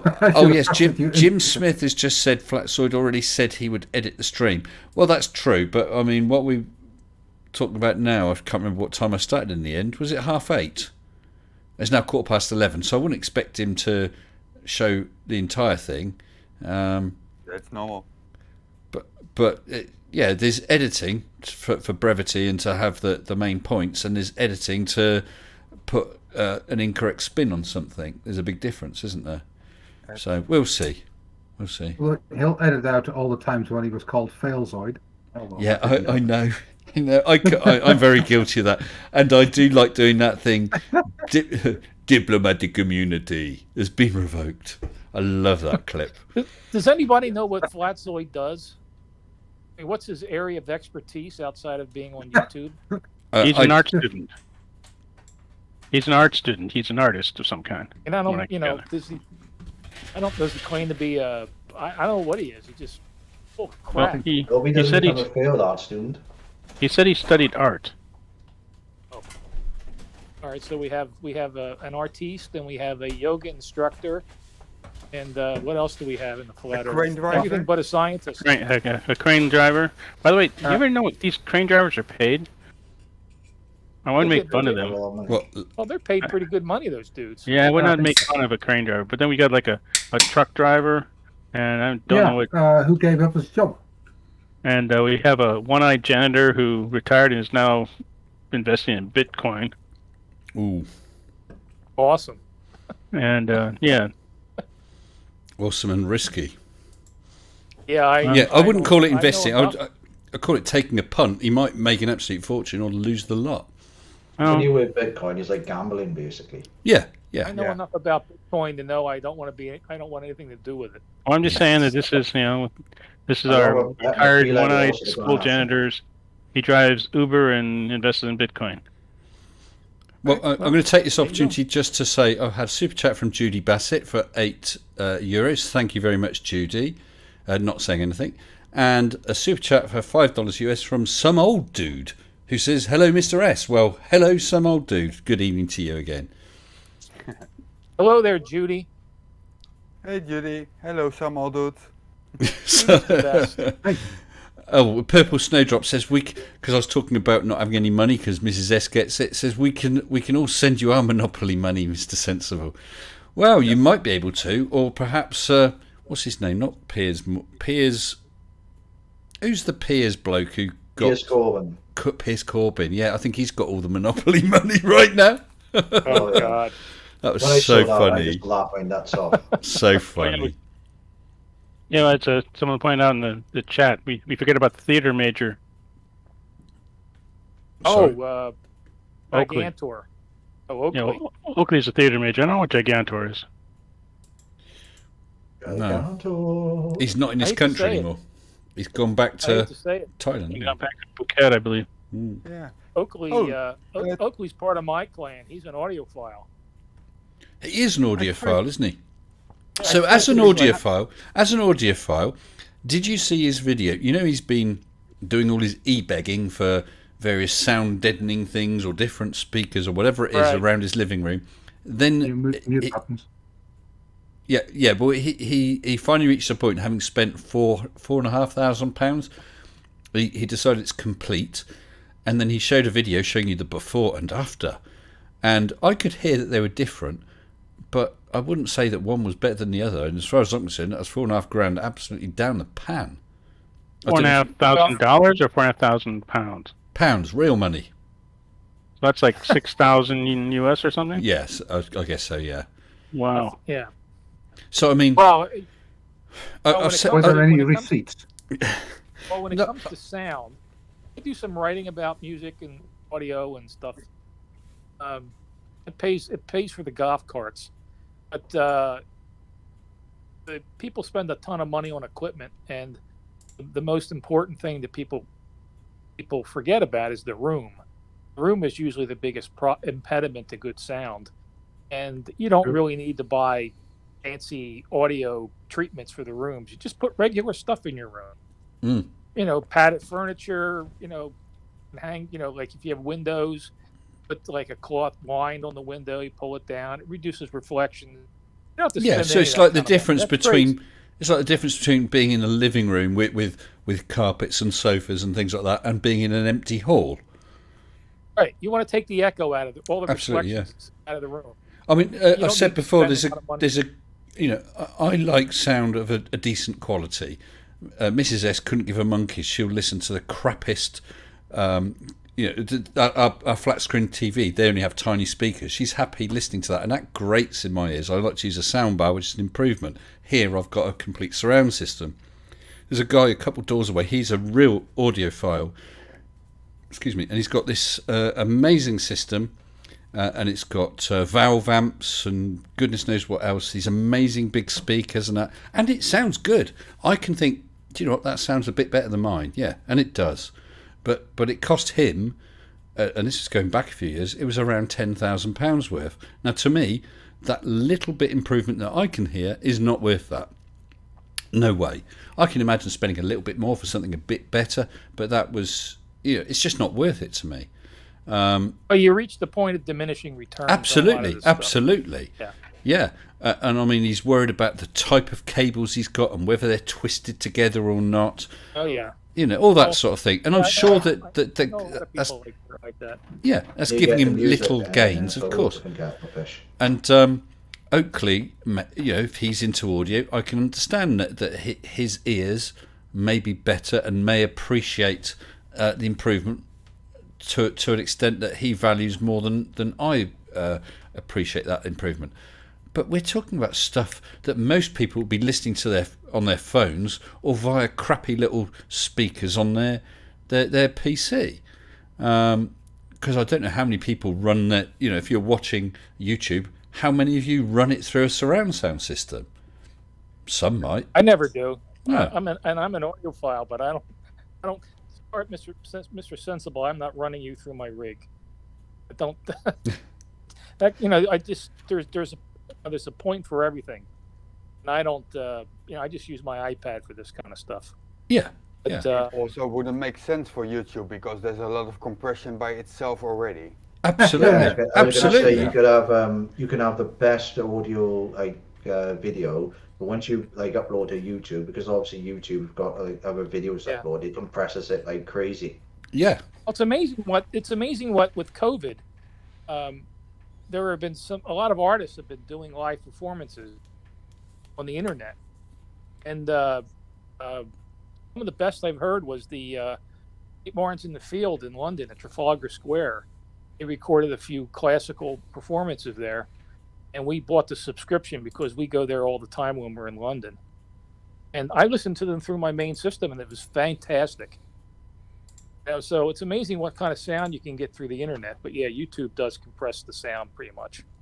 And of course, because for most things it's not that important. So the question arises: if Nathan is recording it and he's got his mic of a certain quality and his amp and his whatever else he's got, listening back to it, he can think, "Yep, that sounds a bit better." But by the time he's pumped it through YouTube and then someone's listening to it on the phone, what a waste of bloody money! They're not gaining anything. Yeah. And actually, all he's doing is he's discovering that you can't polish a turd. Although apparently you can roll it in glitter. There's quite a joke in the side chat. Oh, what was it's that? Like you should staple some egg cartons onto your wall. And then Thud said, I tried that, and a week later my room smelled horrible. Somebody then spent the room to remove the eggs first. I know people that have speakers that cost $500,000 a pair. Sorry, how much a pair? $500,000 a pair for speakers. And it's crazy. Yeah. I mean, you could bury 5 people in each box. I mean, it's just ridiculous. But, you know, whatever. My philosophy is if you've got the money and you're not bankrupting your future, go ahead. What do I care? Oh yeah. And you know, if that person spends the money on that, they're not spending it on something else. You know, things I spend the money on, other people might think is a total waste of money. Who knows? Like signed pictures. Sorry, mate. Like signed pictures. Or does your wife yet agree? Yes. Yeah, like Mage, right? Hey, some old dude is super chatting again. I know, and I'm literally just calling it up for $5. Thank you, some old dude, saying your ears don't work as well as you age. No need for fancy gear when your ears are over 40. Well, Oh shit. Oh, that's true. Well, there's a lot of truth in that. Mm. He's, Some. but people can't hear over 10 kilohertz, I mean, I've heard spending tons of money Oakley. on equipment. I've heard Oakley moaning at people saying, I can't remember what he was angry about something, which makes a change, and he was saying, "This is my living. You know, I'm trying to put food in my kids' mouths," which sounds all very laudable. But then you've just spent £4,500 of that money to ruin the look of your living room by covering it in sound deadening boxes and God knows what, for absolutely no real gain at all. So would it be better spending that £4,500 on your family? Or building another room in his house. Or on a Have- one-way have- ticket somewhere? You know, I run into that, and I've been fortunate. I've always had my own space in my house for that kind of stuff, so I don't have to worry about shoehorning speakers in a living room or whatever. I've got my own space for it, so it really helps. Yeah. But yeah, it's I question it. You know, if he's spending money on a hi-fi system because he really likes the sound to be absolutely perfect, I can understand that. I wouldn't spend that much, but I can understand that. But he's spending it in order to prove the sound on his broadcast. And actually, I never thought that the quality of the sound was bad at all from him. Unfortunately, the content's absolute shite, but the quality of the sound was always good. The quality of the mute is very good. Well, that's true. If only he could if only he could self-mute. He's got an industrial strength mute button. Weapons grade. Well, I've encountered him twice, and one time he called me a liar. Then the reason I knew he was an audiophile was because I was on an audiophile channel on YouTube, and in the comment section showed up Nathan Oakley 1980, and he was commenting in there, and I went and had his picture avatar. So I said, "Is this a flat earther?" Never responded. So yeah, Nathan well, Oakley's I did invite Nathan Oakley on this stream tonight if he wanted to, but yeah, well, that's never going to happen. Whatever you think of Flatzoid, he's obviously got more balls than Nathan Oakley. Right. Well, listen, guys. True. Yes, guys. At this point, it's 11:26. I've been running for 2 3/4 hours, I think. So it's quite a long stream. Really enjoyed it. Andreas Elt just super chatted 50 Swedish krona. Thank you, Andreas. No, he is not an audiophile. He is an audio file on repeat. Yeah, if only he wouldn't repeat. Yeah. Gasco Dango Boom Boom. Well, thank you, Mr. Sensible. Welcome back. Hope. Thank you. I like your reports from Scotland. I'm surprised you didn't get caught up in the mud flood or something. Well, that's true. That's true. I managed to avoid that. I was very pleased with my new Nessie T-shirt. Yeah, I did see it. Nessie. Yeah, Nessie, yeah. Yeah, You the get to see Nessie? Scottish division. NASA's Scottish division. Right, guys. Oh, that went down the wrong way. Guys, thank you very much for joining me. What I'll do is I'll chuck you all in the live waiting room so you can kick it for a few minutes or however long if you wish. And I'll pop in once I've got the stream closed down. So thank you all for joining me. No problem, sir. Pleasure. Thank you very much. Okay, cheers. At random order, I'll just throw them all in. So everybody, thank you so much for joining me. As I said earlier on, I am genuinely pleased that Flatzoid came in. I have yet to watch his premiere. You can refresh this page to see a link to his premiere if you want to watch it, and then you can agree or disagree with what he was saying, of course. But I've got to give him credit for coming in. Still not sure what I feel. I certainly feel that with the best will in the world, he made a big mistake, and he should have either said, "Hey, yeah, I cut it, I admit it," or "Yeah, of course I cut it because I was trying to show this." And if that was the case, he should have actually said in the video. But how you live and learn. Well, we'll see. Anyway, I'm going to say thank you all. I am glad to be back. I have missed everyone. It's great being back with you. Please take care. I've got a video out on Tuesday, which is a short video about my visit to Mount Schiehallion. So hopefully see you then. Until then, take care and stay sensible.